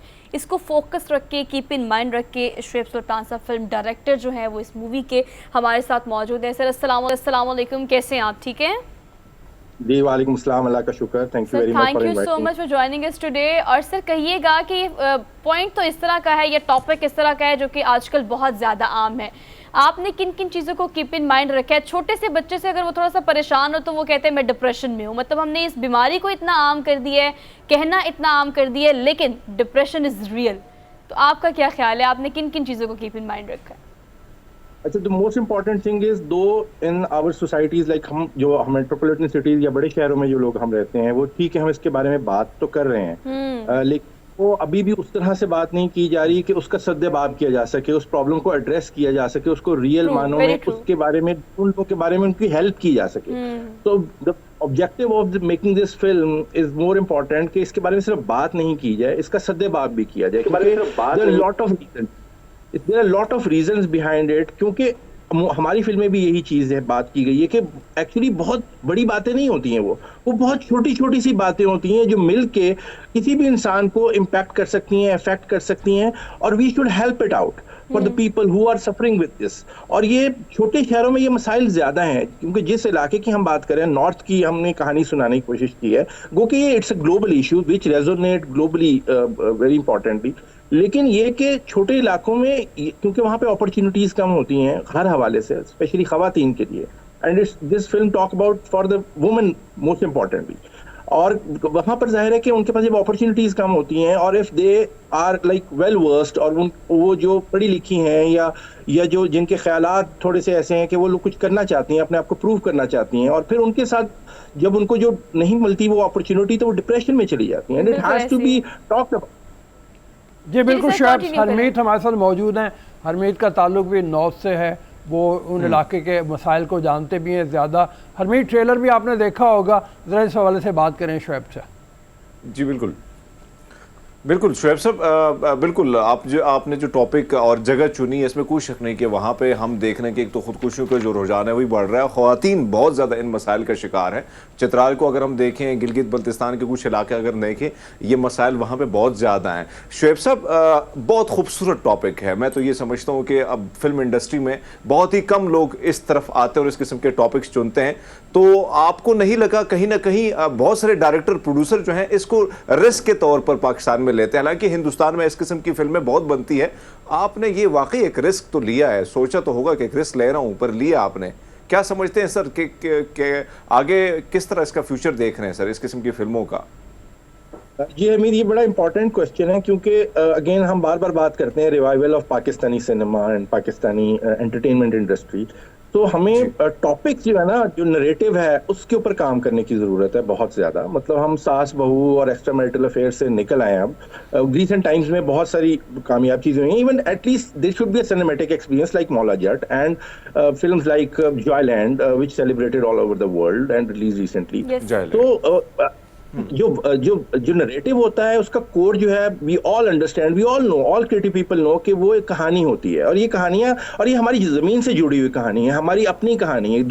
ये बड़ा इंपॉर्टेंट है कि हमारे पास वो कहानी है जो ग्लोबली रेजोनेट करती हैं, जिसका कॉन्टेक्स्ट जो है वो सिर्फ हमारे पाकिस्तान से रिलेटेड नहीं है बल्कि हर जगह वो इक्वली रेलेवेंट है। तो ये बड़ा जरूरी है कि वो कहानियां सुनाई जाएं जो कि कहीं ना कहीं कॉन्ट्रीब्यूट करें in the society for the betterment, for the positivity, for, और ये फिल्म ऑनेस्टली ऐसी है कि ये हर बंदा, हर इंसान रिलेट कर सकता है इसके साथ, और it we tell it in an entertaining way. It's not about, though it's a taboo topic or in certain ways, but it has to be entertained in a certain way. ठीक है, बहुत आपने इम्पोर्टेंट बात की है, entertain करें साथ में। वैसे तो ट्रेजेडी भी जो होती है उसके बारे में भी वो कहते हैं ट्रेजिक प्लेयर, कि ट्रेजेडी भी एक तरह का प्लेयर आपको देती है। पुराने ज़माने में ग्रीक ट्रेजेडी के हवाले से होता था कि वो कहते थे, सोक्रेटिस ने भी उसके बारे में, सुकरात ने लिखा है कि जब आप ट्रेजेडी देखते हैं तो वो आपके अंदर परगेशन ऑफ फीलिंग्स होती है, आपके जज्बात धुल जाते हैं और आप पाक साफ होकर बाहर निकलते हैं। इस हवाले से ट्रेजेडी की अहमियत है। तो फिल्म जो है आपकी वो मेरे ख्याल में एक ट्रेजिक वाक़े पे ख़त्म होती है आके। तो ये क्या यही ज़हन में था कि या हाईलाइट करना मकसूद था जो मसला है उसको? अच्छा, इंटरेस्टिंगली ट्रेलर से शायद यही लगता है कि वो ट्रेजिक एंड पे खत्म होती है। It's available on YouTube right now, it's recently released. मैं ये कहूंगा कि ट्रेजिक एंड पे खत्म नहीं होती। We though it's there lot of hurdles and problems with respect to the main protagonist, but ये कि ये बड़े पॉजिटिव कॉनोटेशन, बहुत पॉजिटिव नोट पे खत्म होती है। इसमें हमने थोड़ी सी it may be look like कि हम थोड़ा एडवोकेट कर रहे हैं या थोड़ी सी एक प्रीच कर रहे हैं in a way, but it's not like that. It has to be told this way, क्योंकि हम पहली दफा किसी ऐसे टॉपिक पे फिल्म बना रहे थे तो बड़ा इंपॉर्टेंट था कि हम एंड में एक सोल्यूशन भी दें कि एक्चुअली इस पे बात करना बहुत ज्यादा जरूरी है। तो the message in the end is also this कि इस पे बात करें, इसके ऊपर अपने अपने जो दोनों एंड से, मतलब एक तो कोई सुनने वाला भी हो और जो लोग इससे सफर कर रहे हैं वो भी रीच आउट करें, वो भी कोशिश करें कि अपनी बात लोगों तक पहुंचाएं, और किसी न किसी तरह, किसी के साथ भी, किसी दोस्त के साथ, किसी फैमिली मेंबर के साथ, इवन आउटसाइडर, कोई साइकियाट्रिस्ट हो सकता है, कोई भी हो सकता है इंसान, आप अपनी बात, अपने दिल की बात दिल में न रखें, बिकॉज इट विल जो है ना वो मल्टीप्लाई और वो फिर बढ़ता है, और फिर जो है वो फिर वो कंट्रोलेबल नहीं होता। तो हम उन दोनों तरफ के लिए बात कर रहे हैं और उसमें सोल्यूशन देने की भी कोशिश कर रहे हैं जो हम एक बात पहुंचा सकते हैं।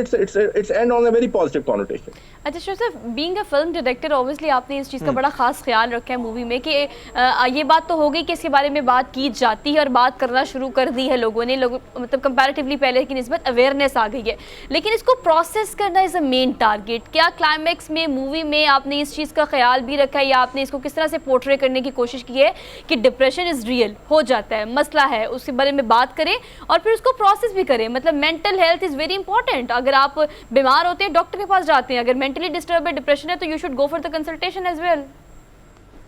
बिल्कुल, असल में हमने यही, बिल्कुल अब बहुत इंपॉर्टेंट जो आपने बात की, यही एग्जैक्टली हमने दिखाया कि इसको हमने भी अपनी फिल्म में यही बात करने की कोशिश की है कि इसको एक बीमारी की तरह ट्रीट कीजिए। ये नहीं कहा कि जी कोई बात नहीं, ये ठीक हो जाएगा थोड़े दिन में, ये इसको देख रहे, चलो इसको कहीं ना घुमाने ले जाते हैं, कुछ अच्छा खा लो, अच्छा चलो बाहर निकलो, हमसे मिलो, दोस्तों में मिलो। It's not like that. Sometimes ये इतना ग्रो कर जाता है कि it has to be treated. It's very important, you have to consult doctor, the relevant doctor actually. ठीक है, साइकियाट्रिस्ट हो सकता है और भी कोई भी हो सकता है, but it depends, but it has to be taken care actually by the family, by the friends, by the loved ones, जो भी आपके करीब हैं उस इंसान के। और हमारे लिए बड़ा जरूरी है जो कि उससे नहीं गुजरे, आपके इर्द गिर्द यकीनन कोई ना कोई शख्स ऐसा होता है जो उससे गुजर रहा होता है, आपको एहसास भी नहीं होता, पता भी नहीं होता। तो आपको अगर कोई दफा एहसास हो जाए तो बहुत जरूरी है कि हम कहते हैं यार कोई बात नहीं है, खुद ही ठीक हो जाएगा, ये मुनासिब नहीं है इससे बात करना, ये पता नहीं क्या फील करेगा। Actually he was waiting for someone कि उससे बात की जाए, क्योंकि वो अपने शेल के अंदर इतना बंद होता है कि वो डर रहा होता है कि मैं बात करूंगा तो पता नहीं क्या हो जाएगा। तो ये बड़ा जरूरी है कि हम रीच आउट करें उन लोगों के साथ। अच्छा सर, देखिए आप तो अरे डिप्रेशन का अगर शिकार हैं इस मूवी में खास तौर पर, जी हरमीत, हाँ कंटिन्यू करें, बाद में पूछ लेती हूँ। जी जी, अच्छा शुएब साहब, आपने बड़ी खूबसूरत बात की कि हम उन मसाइल को क्यों ना उजागर करें जिससे हम जुड़े हैं कहीं ना कहीं, चाहे शहरी हैं चाहे देहाती हैं। इस टॉपिक को आपने चुना, इसमें कोई शक नहीं कि शहर में भी लोग मुब्तला हैं इस मर्ज में, चाहे मुख्तलिफ इलाकों में, लेकिन शुमाली इलाक़ाजात, क्या उससे पहले कोई रिसर्च थी या आपका विजिट था, कोई चीज़ें आप देख चुके थे, फिर इस जगह को चुनना, इसका मकसद क्या था सर? थोड़ा सा ये भी बताइए हमें। बिल्कुल, अच्छा, honestly speaking I have been to, मतलब नॉर्दर्न एरिया में हम सब जिस तरह, I am based from Lahore, तो वो हम लोग विजिट करते हैं, एंजॉय करते हैं, देखते हैं, और वी नेवर एवर थिंक कि यहाँ पर इतना बड़ा मसला हो सकता है। निगत अकबर शाह हैं जो इस फिल्म की प्रोड्यूसर हैं, वो चित्राल से बिलोंग करती हैं। उन्होंने मुझसे रब्ता किया कि मैं इस बारे में बात करना चाहती हूँ। तो मेरे लिए बड़ा ये शॉकिंग था ऑनेस्टली, और हमें नहीं पता था कि ये एक नॉर्थ का एक बड़ा सीरियस मसला है। सो इस फिल्म के लिए I specially go there, I spend a week there, और वहाँ पे प्रॉपर मैंने रिसर्च की इसके बारे में कि क्या क्या वजूहात हैं, कौन कौन से, हर तरह के लोगों से मिला, मतलब चाहे वो स्टूडेंट्स थे, ब्यूरोक्रेट्स थे, पुलिस थी, पॉलिटिशियंस थे, रिलीजियस पीपल थे।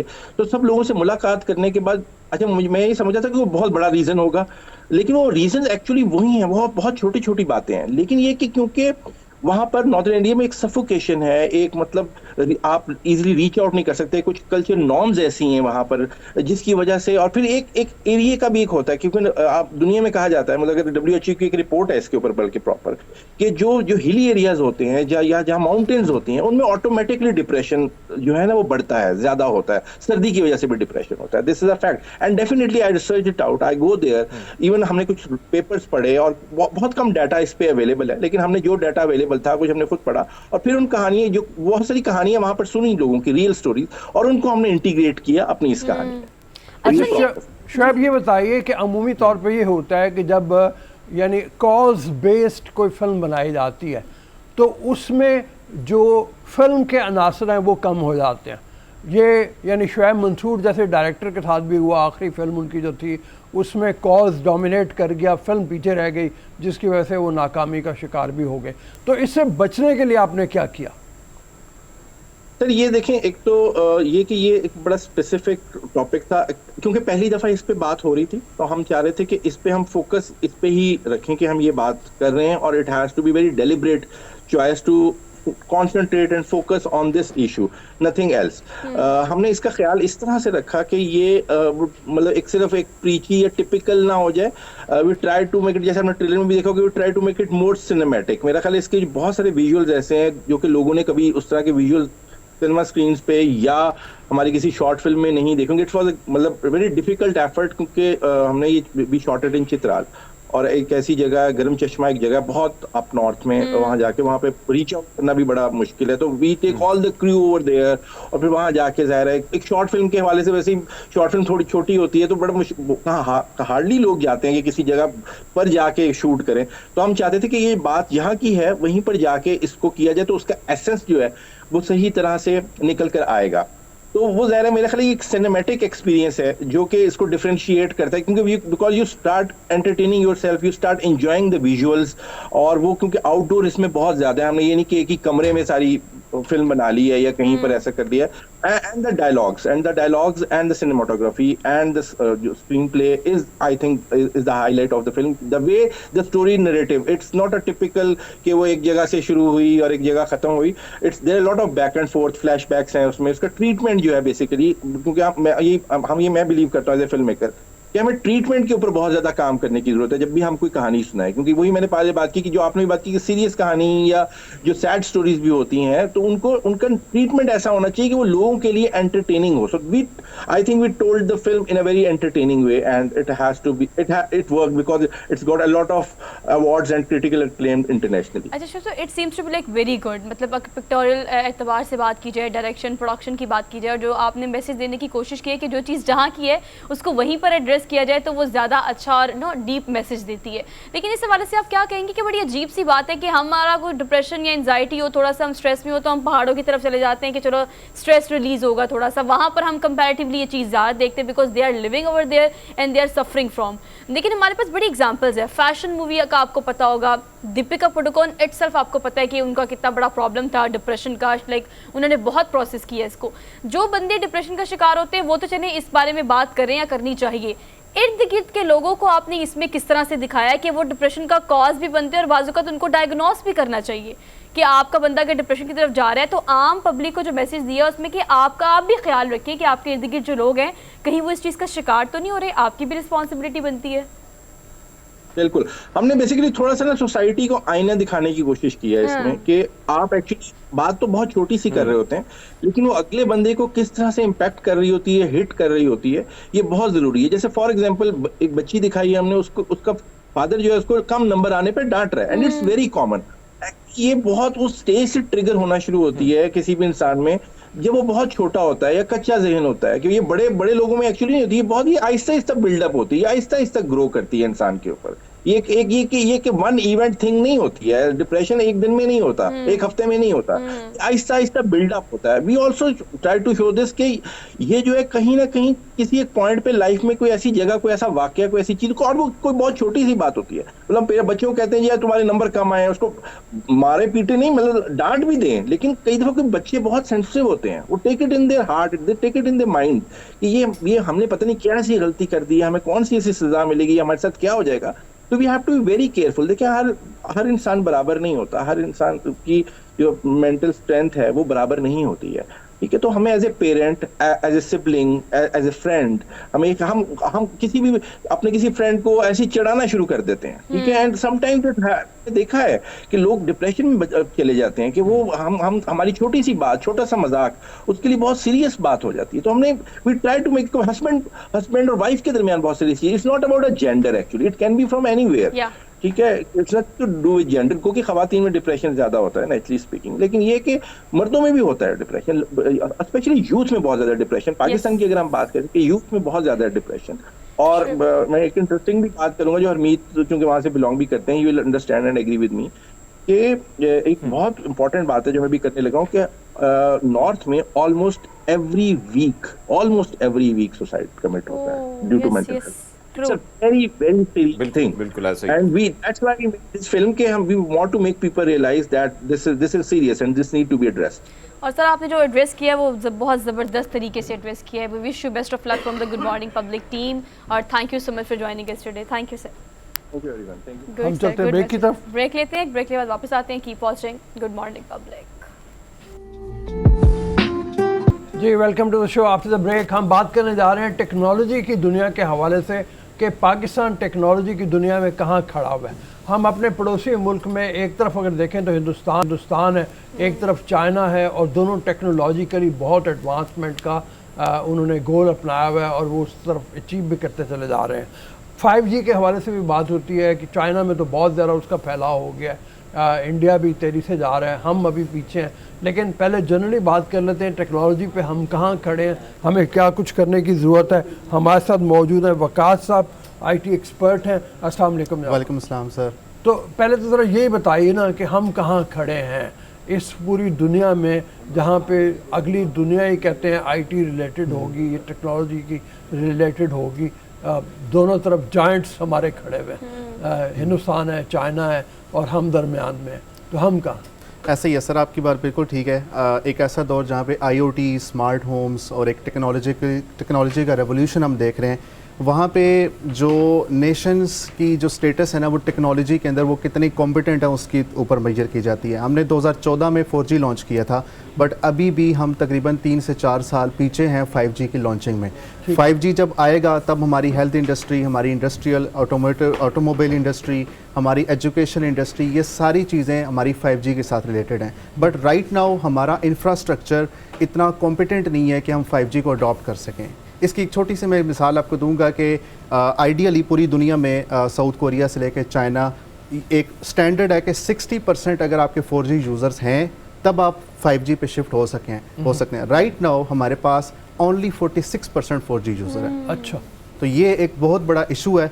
इसमें फिर आपका इंफ्रास्ट्रक्चर, आपकी फाइबर लाइंस, ये हमारे बड़े से बड़े सिटीज़ के अंदर भी कम्प्लीटली फाइबर लाइंस हमारे पास नहीं हैं। तो जब तक ये हमारे पास एक पूरा सेटअप क्रिएट नहीं होता, एनेबलमेंट नहीं होती, तब तक हम 5G के ऊपर हम नहीं जा सकते एंड आई डोंट सी कि हम जुलाई में भी इस चीज़ को मीट कर सकेंगे। अच्छा वकास, ये बताएं जैसे कि आप बता रहे हैं जब 2014 में लॉन्च किया इसको, तो हमारे गैजेट्स, हमारे जो रोज़मर्रा इस्तेमाल की चीज़ें होती, चाहे वो ऑफिस में हो चाहे वो घर में हो, कहा जाता था कि नहीं ये 4G सपोर्टेड नहीं है, ये 3G सपोर्टेड नहीं है। इंफ्रास्ट्रक्चर की आप बात करें, फाइबर्स की आप बात करें, चलिए वो तो एक बड़े लेवल पर हम जा रहे हैं। हम छोटे कैनवस पे अगर बात करें तो हमारी वो जो छोटे गैजेट्स हैं वो भी इस तरह से सपोर्टेड नहीं है कि हम 4G के बजाय 5G पे शिफ्ट हो, तो बाज़-औक़ात 4G पे भी मसले होते हैं।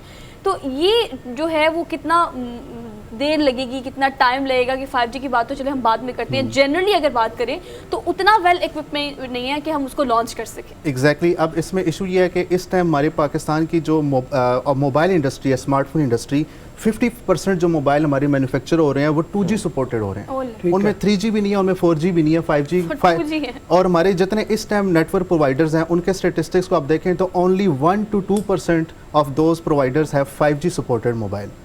तो जब तक हम 2G से निकल के यहाँ पे असेंबली नहीं करेंगे स्मार्टफोन्स की, हम आईफोन की असेंबली करें, सैमसंग की असेंबली करें, ताकि ये मोबाइल अफोर्डेबल हो, अफोर्डेबिलिटी का बहुत बड़ा इशू है। तो जब तक इस चीज़ को टैकल नहीं करेंगे तो हम 5G ले भी आएंगे तो बिज़नेस मॉडल ही नहीं होगा। ये टेलीनॉर से लेके जैज से लेके इन कंपनीज़ को बिज़नेस ही नज़र नहीं आएगा, और बिज़नेस उनको तब नज़र आएगा जब आपके पास उसी मकदार के अंदर, क्वांटिटी के अंदर मोबाइल होंगे और वो लोग यूज़ कर रहे होंगे उन मोबाइल्स को। अच्छा, हमारे साथी हरमीत पे खबर चल के हरमीत का सवाल है। वकास, एक और चीज़ जो हम देख रहे हैं कि हम टेक्नोलॉजी की जब बात आती है, दुनिया जो है जाहिर बात है पूरी दुनिया में लेटेस्ट टेक्नोलॉजी आ चुकी है कहीं ना कहीं। अब अगर आप देखें कि भारत और बांग्लादेश का जिस तरह आपने जिक्र भी किया है, हम जो पीछे जा रहे हैं ये कितना नुकसानदेह है। दूसरे मुल्क से बहुत सारी चीज़ों में तो हम पीछे हैं, यहाँ पे भी हम आहिस्ता आहिस्ता जो आप जो जिक्र करें कि 46% जो है अभी तक हमें और आगे गेन करना है और टाइम लगना है। अगर हम देखें अभी बहुत सारे ऐसे इलाके जहाँ पे अभी भी वहाँ पे जो सिग्नल्स हैं वो ना होने के बराबर है, ना मोबाइल के कनेक्शन है, ना PTCL के हैं, इसको कैसे देखते हैं आप? बिल्कुल, ये आपकी बात बिल्कुल ठीक है कि हम एक तो 4G की बात तो अलग है, हम नेटवर्क कवरेज भी काफ़ी इलाकों में उसको अभी तक प्रोवाइड नहीं कर सके हैं। तो उस चीज़ को टैकल करने के लिए एक तो ये है कि हमें जो नेटवर्क की जो हमारी इंस्टॉलेशंस हैं, जो हमारे बूस्टर्स हैं, उसको हमें इंक्रीज़ करना पड़ेगा। जो इंडिया में जो अगर आप बात करें तो वहाँ पर जितने नेटवर्क प्रोवाइडर्स के बूस्टर्स लगे हैं उससे हाफ भी हमारे पास नहीं है। तो एक और मसला ये है कि हमारे यहाँ कंजेस्टेड जो इंस्टॉलमेंट्स हैं सोसाइटीज़ की वो बहुत ज़्यादा हैं। उसमें जब आप एक बूस्टर को विद इन 25 किलोमीटर्स आप रखते हैं तो उसमें इतने ज़्यादा लोग होते हैं कि आप देखते हैं कि आपको स्पीड की फ्लक्चुएशंस नज़र आ रही होती हैं। ठीक है, तो 5G में तो आपका वो एरिया भी कम हो जाता है। जहाँ पे आपको 25 किलोमीटर्स 4G का एक बूस्टर देता है, 5G का booster only less than 1 kilometre देता है। तो आप अंदाज़ा लगाएं कि आपको कितने 5G के बूस्टर्स इंस्टॉल करने पड़ेंगे सिर्फ एक लाहौर सिटी के अंदर अगर आप बात कर लें। तो हमारा इस टाइम इंफ्रास्ट्रक्चर एक हमारे डेवलप्ड सिटीज़ को भी इस्टेब्लिश करने के लिए नाकाफ़ी है। और आप अगर इंफॉर्मेशन मिनिस्ट्री का बजट भी देख लें तो हमारा बजट भी नाकाफ़ी है कि इंफॉर्मेशन मिनिस्ट्री इतना उस बजट को अकोमोडेट कर सके। लेकिन वो क्या था? हरमीत के सवाल ही का एक हिस्सा था और वो ये था, इस पीछे रह जाने का नुकसान क्या है हमें? नुकसान ये है कि दुनिया जा रही है मेटावर्स के अंदर, दुनिया जा रही है स्मार्ट होम्स की तरफ, इंटरनेट ऑफ थिंग्स की तरफ। हर डिवाइस आपस में कनेक्ट हो रही है। आपके घर का रेफ्रिजरेटर भी आपके इंटरनेट के साथ कनेक्ट हो रहा है। आपका एक पूरा हेल्थ रिकॉर्ड, आप ड्राइविंग कर रहे हैं वो आपकी इंटरनेट के साथ कनेक्टेड है। ये जितनी भी इंटरनेट के अंदर एक रेवोल्यूशन आ रहा है, हम उस चीज़ से पीछे हट जाएंगे, हम उस चीज़ में पीछे रह जाएंगे। मेटावर्स में हमारी कंट्रीब्यूशन नहीं होगी। नई दुनिया के अंदर, IoT के अंदर, वेब 3.0 के अंदर हमारी कोई कंट्रीब्यूशन नहीं होगी। हमारी जो बाहर के मुल्कों के साथ ट्रेड है, यस, वो उस पर क्या फ़र्क पड़ेगा? हमारी जो सनत है उसको क्या फ़र्क पड़ेगा? इस टाइम हमारी जो सॉफ्टवेयर की एक्सपोर्ट है वो तो बहुत हमारी इंक्रीज़ हुई है, ऑलमोस्ट डबल हुई है हमारी। बट जैसे जैसे हम artificial intelligence, internet of things, in technologies की तरफ जाएंगे, वहाँ पे हमारे पास वर्क फोर्स नहीं है कि हम उस इंडस्ट्री के अंदर अपनी कॉम्पिटेंसीज दिखा सकें। तो डेफिनेटली उसमें हम जैसे ही एकदम इंडस्ट्रियल शिफ्ट आना है, इंडस्ट्री 4.0 से 5 पे जाएगा, तो वहाँ पे फिर हमारे पास वो वर्क फोर्स नहीं होगी उस फील्ड में जाने के लिए। अच्छा, मुख्तलिफ टेली कंपनीज़ की बात करें तो बहुत सारा इन्हें हाइप मिली थी चंद दिन पहले, आपने देखा होगा we are just going to about to launch 5G और समथिंग ना। तो वो सब क्या था? अगर वो हम कहीं स्टैंड नहीं कर रहे तो क्या जो 5-6% आप बात कर रहे हैं, क्या वो 5G यूज़ कर सकेंगे और वो भी यूज़ कर सकेंगे? So as you mention before कि वो बूस्टर्स और वो एक टेक्निकलिटीज़ हैं उसको सारा मीट करना पड़ेगा। तो ये जो हाइप क्रिएट कर दी थी और वी वर हैप्पी कि चलो यार 5G आ रहा है तो और एक्सेस आसान हो जाएगी, वो क्या था? एक्चुअली ये होता है कि अभी जुलाई की जो उन्होंने डेडलाइन आगे शिफ्ट की है ना, उसका एक सबसे बड़ी वजह यह है कि जो हमारी टेलीकॉम कंपनीज है वो बड़ी हेसिडेंट हैं कि हम ऑक्शनिंग में जाएं। अगर कोई ऑक्शन करेगा और उसको ऑक्शन वो करेंगे नहीं क्योंकि उनको आगे बिजनेस नज़र नहीं आता। अगर वो ऑक्शन जीत भी जाते हैं और गवर्नमेंट से उनको टेंडर मिल भी जाता है किसी भी टेलीकॉम कंपनी को, आगे यूज़र ही नहीं है जिससे वो बिजनेस ले सकेंगे। तो इसलिए अगर आप लेट से अपना इंफ्रास्ट्रक्चर सब कुछ पूरा भी कर लेते हैं, आपके पास हैंडसेट्स भी आ जाते हैं, लेकिन टेलीकॉम कंपनीज को आप कैसे कन्विंस करेंगे कि वो आपके ऑक्शनिंग के अंदर आएँ और वो फिर ऑक्शन करें और गवर्नमेंट से इस प्रोजेक्ट को लें? अच्छा, ये वाली बात ना सर आपकी पिछली वाली बात से कनेक्ट करती है। आपने कहा था कि 4G का यूजेस जो है वो मोर देन 90% होगा तो we can switch to 5G। 60% होना चाहिए 60 मैक्सिमम। हम 46 पे हम 46 पे फॉल कर रहे हैं ना। चलिए 60% की बात कर लेते हैं। तो इसके लिए आपको क्या लगता है कि अभी तक इंटरनेट की एक्सेस, अगर आप देहातों की बात करें, गाँव की बात करें, बाजू का लाहौर शहर में भी आपको बड़े मसाइल हो रहे होते हैं 4G को लेके। बहुत सारे इलाके ऐसे हैं लाहौर के जो कि मेन स्ट्रीम में आते हैं लेकिन आपकी एक्सेस वहाँ तक नहीं है। तो उस 4G को बेहतर करने के लिए आपको लगता है कि हमें उसके लिए क्या करना चाहिए? और अभी तक हम उसमें लैग कर रहे हैं, उसको मीट करेंगे तो फिर after some time we can switch to 5G। इसमें सबसे पहली बुनियादी चीज़ यह है कि जो इलीगल हमारे सिग्नल बूस्टर्स होते हैं ना, हम सबसे पहले इनको टैकल करें। अच्छा। ये ऐसे ही है जैसे आप पानी की चोरी करते हैं ना, जैसे हम गैस की चोरी करते हैं हमारे इलाकों में होती है, इसी तरह हम सिग्नल्स को भी चोरी कर रहे होते हैं। हमारे कई ऐसे इंस्टॉलमेंट्स हैं, बिल्डिंग्स हैं जहाँ पे इलीगल सिग्नल बूस्टर्स लगे होते हैं और वो जो ऑथराइज लोग होते हैं उन तक वो सिग्नल्स नहीं पहुँचते। एक तो हम करंट यूज़र्स को इस तरीके से टैकल करें। दूसरा, स्मार्टफोन्स और मोबाइल पैकेजेस और जो विद होल्डिंग टैक्स जो हम इन कंपनीज टेलीकॉम के ऊपर जो हमने लगाया होता है उसको हम थोड़ा सा फार्मूलेट करने की कोशिश करें ताकि थोड़ा सा इन कंपनीज़ के लिए भी अफोर्डेबल हो। और जब इन कंपनीज़ के लिए अफोर्डेबल होगा तो वो पैकेजेस, वो मोबाइल फ़ोन की प्राइसेस आम यूज़र के लिए भी अफोर्डेबल होंगी। तो हम उनको इन चीज़ों में लेके आएँ, तब जाके ये स्मार्टफोन्स लोग अफोर्ड करेंगे, पैकेजेस अफोर्ड करेंगे। और फिर इसमें सबसे बड़ी चीज़ है अवेयरनेस। हमारे यहाँ आम फर्द को अवेयरनेस नहीं है कि मैं 4G से इंटरनेट से क्या कर सकता हूँ। तो इस चीज़ में भी उनको हम थोड़ा सा मेन स्ट्रीम करें, उनके लाइफस्टाइल को बताएं कि आपके एजुकेशन से लेके आपकी पर्सनल लाइफस्टाइल इंटरनेट से कैसे इंप्रूव हो सकती है। तो ये चीज़ें भी हमें अवेयरनेस देने की ज़रूरत है। जी हरमीत, वकास, एक चीज़ जो हमने देखी है ज़्यादातर कुछ इलाकों में, मैं खुद एक ऐसे इलाके से ताल्लुक़ रखता हूँ जहाँ पे बहुत ज़्यादा मुश्किलात हैं, अब भी लोगों को मुश्किलात हैं।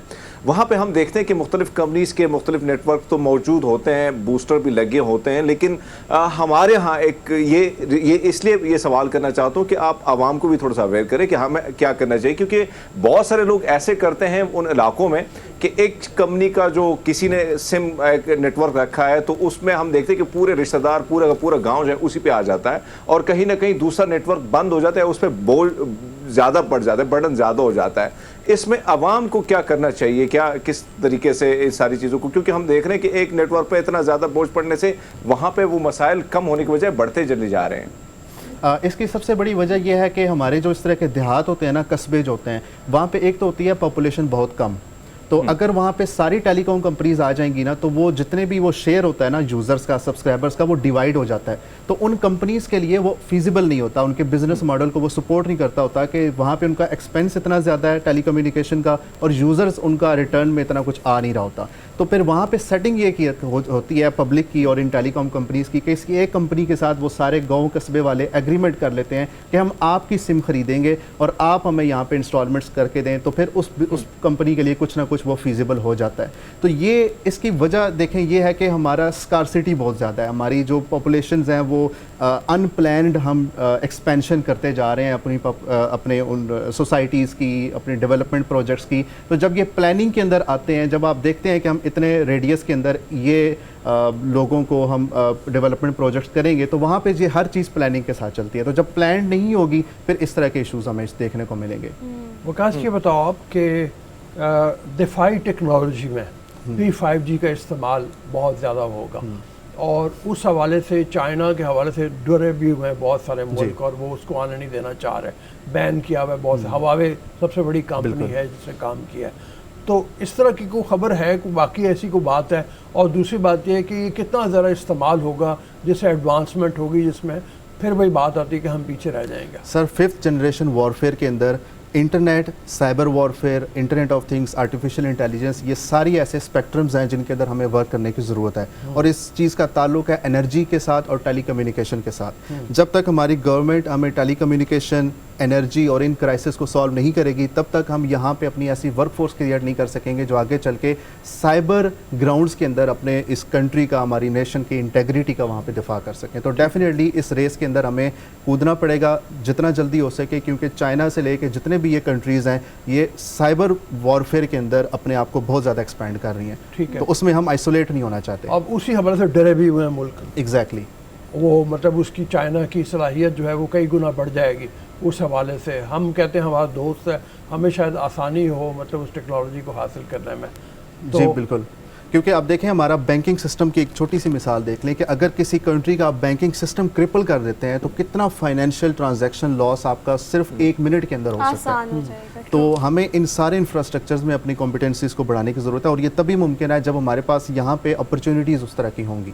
जब हमें एनर्जी क्राइसिस होगा, जब हमारे पास जब हमारे इंटरनेट के इश्यूज़ होंगे, तब कोई भी इस चीज़ के अंदर नहीं आ सकता। अच्छा, ये कितना फ़ायदा होता है इन चीज़ों को? देखिए बहुत सारी टेलीकम्युनिकेशन कंपनीज़ ने, और ख़ासतौर पर अगर आप मुख्तलिफ इदारों की बात करें तो बहुत सारी चीज़ें लॉन्च की हैं। आपको पता है ईजी पैसा, जाज़ कैश, ये वो, इन सब चीज़ों के लिए भी ऑब्वियसली आर यूजिंग 4G और 5G ना।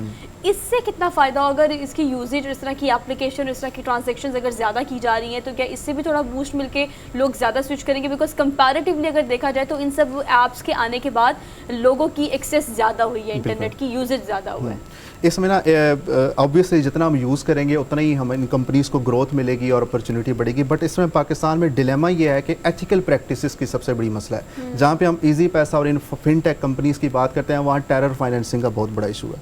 हम जब तक इस चीज़ को कंट्रोल नहीं करेंगे, जितने भी ये फिनटेक कंपनीज़ हैं, पेपॉल पाकिस्तान में अभी तक नहीं है। क्यों? क्योंकि हम टेरर फाइनेंसिंग में अभी तक अपने आप को स्ट्रॉन्ग नहीं कर पाए। इसी तरीके से एथिकल प्रैक्टिसेस आप देखें, ईजी पैसा के स्कैम्स होते हैं, जैज़ कैश के स्कैम्स होते हैं, बैंकिंग स्कैम्स हो रहे हैं। इन चीज़ों को जब तक हम कंट्रोल में नहीं लेके आएंगे ना, तब तक कोई भी फिनटेक की इन्वेस्टमेंट हमारे मुल्क में नहीं आ सकेगी। तो जब इन्वेस्टमेंट आएगी, अपॉर्चुनिटीज़ बढ़ेंगी, तो डेवलपमेंट होगी। बहुत मेहरबानी वकास, थैंक यू। मुफीद मशवरे आपने दिए हैं, और एक इस बात के बारे में भी कि जितना जल्दी हम मूव करें इस तरफ को, उतना हमारे लिए बेहतर है। हमने एक ब्रेक लेनी है, कोई ब्रेक लेके वापस आते हैं। Keep watching good morning public. अस्सलाम वालेकुम। वाजिब ब्रेक के बाद रमोज़ अयूब एरोस्पेस इंजीनियर हमारे साथ मौजूद हैं, हरमीत के साथ हैं इस्लामाबाद स्टूडियोज़ में। पाकिस्तानी तलबा और तालबात ने 14 मुमकिन नए सियारचे दरियाफ्त किए हैं। इस हवाले से इनसे बात करेंगे। Over to you Harmeet. जी साहब, रेमूज़ हैं हमारे साथ स्टूडियो में, और मैं तो चाहता हूँ कि रेमूज़ आप ही बताएं थोड़ा सा नाज़रीन को कि एक तो आप कौन सी क्लास में हैं, और फिर ये जो प्रोग्राम है किस किस्म का ये प्रोग्राम है, थोड़ा सा इस हवाले से ब्रीफ करें। अस्सलाम वालेकुम। जैसा कि मैं रेमूज़ हूँ और मैं एक एरोस्पेस इंजीनियर हूँ। मैं अभी रिसेंटली ग्रेजुएट हुआ हूँ। अच्छा। और मैं एक स्पेस एंथुजियास्ट हूँ, और हम लोगों की टीम है एक जो हम पाकिस्तान में स्पेस एजुकेशन और अवेयरनेस के ऊपर काम कर रही है। अच्छा, ये जो प्रोग्राम है ये किस तरह शुरू हुआ? क्योंकि पाकिस्तान में हम पहली बार देख रहे हैं, तो क्या ये प्रोग्राम पाकिस्तान ने शुरू किया या किसी और मुल्क ने शुरू किया? और हमारा जो प्लेटफॉर्म है, क्या ये प्लेटफॉर्म हमने इधर से ही हमें मिला, या आप इस प्लेटफॉर्म को पर जाने के लिए आप हिंदुस्तान गए? थोड़ा सा ये भी, क्योंकि हम ये भी देख रहे हैं कि कहीं ना कहीं हिंदुस्तान के लोग भी आपके साथ शामिल थे, तो ये भी बताएंगे। अच्छा, तो 2021 के सितंबर में हमने इसमें कैंपेन में पहली दफ़ा पार्टिसिपेट किया था, इंडिया का एक प्लेटफॉर्म यूज़ करके। तो उसमें ये था कि 15 टीम्स वहाँ पे सेलेक्ट हुई थी, उनमें से 14 इंडिया की थी, एक हमारी पाकिस्तान से थी। हमने उधर अप्लाई किया था तो हम सेलेक्ट हो गए थे उसमें। तो उस कैंपेन के अंदर 1 महीने की कैंपेन थी, उसमें हमने सॉफ्टवेयर वगैरह इस्तेमाल करना सीखा, और कुछ डेटा जो टेलीस्कोप से आ रहा था और नासा की तरफ से आ रहा था, हमने उसको ऑब्जर्व करते हुए 5 एस्ट्रॉइड्स या जिसको आप सियारचे कहते हैं वो हमने डिस्कवर किए। उसके बाद हमने सोचा कि यहाँ पे इसी कैंपेन के अंदर पूरी दुनिया से ममालिक आते हैं, पोलैंड आता है, बोलिविया आता है, बहुत सारी कंट्रीज़ आती हैं, तो क्यों ना ये पाकिस्तान में भी होना चाहिए, बिकॉज पाकिस्तान में इस तरह की कोई कैंपेन नहीं थी। तो हमने फिर उससे अगले साल फरवरी से इसी साल, मतलब हमें 1 साल से हम इसके ऊपर काम करते रहे, प्रपोजल्स वगैरह लिखते रहे, उनसे बातचीत करते रहे, और फिर अभी हमने अक्टूबर से नवंबर के लिए कैंपेन ली जिसपे हमने पूरे पाकिस्तान से 40 बच्चे सेलेक्ट किए थे। अच्छा। और उन 40 बच्चों ने अब 14 स्यारचे या एस्ट्रॉइड्स डिस्कवर किए हैं। अच्छा, एक और चीज़ जो हम देखते हैं, साइंस की जब बात आती है, साइंस एंड टेक्नोलॉजी की, बहुत सारी चीज़ों में हम बहुत पीछे हैं। स्टूडेंट्स की बात की जाए, कहीं ना कहीं स्टूडेंट अगर दिलचस्पी भी दिखाते हैं तो उनको वो चीज़ें नहीं प्रोवाइड होती जो हम देखते हैं दीगर ममालिक में होती। तो क्या फ़र्क आप देखते हैं जब दीगर स्टूडेंट्स आते हैं, आप जब इसमें पार्टिसिपेट करते हैं, किन किन चीज़ों में बड़ा ज़्यादा फ़र्क है जिस पर काम करने की ज़रूरत है? जब आप दूसरी कंट्रीज़ की बात करते हैं तो एक तो वहाँ पे अपॉर्चुनिटीज़ बहुत ज़्यादा हैं। जो हमने कैंपेन की थी वो all Pakistan asteroid search campaign थी, लेकिन अगर आप हमारे साथ वाले हमसाया मुल्क इंडिया को देखें तो इंडिया पे इंडिया सर्च कैंपेन और बेशुमार और कैंपेन इस तरह की हैं जो ढेर सारे बच्चों को लेकर आती हैं, और हर कैंपेन में अलग बच्चे होते हैं। तो इस तरह के और भी जितने ममालिक हैं उनमें ये अपॉर्चुनिटीज़ बहुत ज़्यादा होती हैं। तो मेरे ख्याल से कि एक तो अपॉर्चुनिटीज़ की कमी है, और इसी कमी को महसूस करते हुए हमने ये कैंपेन पाकिस्तान में स्टार्ट की थी। इसमें इक्विपमेंट वाइज भी इक्विपमेंट वाइज भी बताइएगा। मतलब स्यारचे दरियाफ्त करने के लिए ज़ाहिर है स्पेशल दूरबीनें होनी चाहिए, इक्विपमेंट होना चाहिए, वो अवेलेबल है आपको? अच्छा, तो जब स्यारचे आपने डिस्कवर या दरियाफ्त करने होते हैं तो आपको, बिल्कुल आपने सही बताया कि दूरबीन या टेलीस्कोप जिसको कहते हैं वो चाहिए होती हैं। तो ये टेलीस्कोप, क्योंकि मैंने बताया कि ये नासा और IASC international astronomical search collaboration का एक पार्टनर इवेंट है, तो ये लोगों की एक टेलीस्कोप हवाई के अंदर है, पैन स्टार्स ऑब्जर्वेटरी के नाम से। वो पिक्चर्स लेती है आसमान की, और वो पिक्चर्स सब बच्चों को डेटा सेट्स के तौर पे भेजती है, और आपने एक सॉफ्टवेयर यूज़ करते हुए उस डेटा सेट का आपने एस्ट्रॉइड्स को डिस्कवर करना होता है। तो वो रियल टाइम डेटा होता है जिसके ऊपर आप काम कर रहे होते हैं, और इसलिए इसको सिटीजन साइंस प्रोग्राम कहते हैं, बिकॉज ये बहुत रिगरस नहीं होता मैथमेटिकली या फिजिकली, लेकिन ये इस तरह का होता है कि लोग कर सके, लेकिन इसमें बहुत सारे लोगों की पार्टिसिपेशन चाहिए होती है, इसलिए सिटीजन साइंस प्रोजेक्ट है। ठीक है, ये सॉफ्टवेयर, हाँ, तो क्या जी हरमीत को भी शामिल कर लेते हैं? हाँ, दिल अवेज को शामिल कर लें साथ में। जी। हम इटलर में मैं आप चेंज कर लिए, लेकिन सर मैं एक बात जानना चाहती हूँ कि देखिए उन्होंने इंडिया का प्लेटफॉर्म यूज़ किया, 14 जो बाकी ग्रुप्स थे या 14 पेयर्स जो थे वो इंडिया से थे, सिर्फ एक पाकिस्तान से था।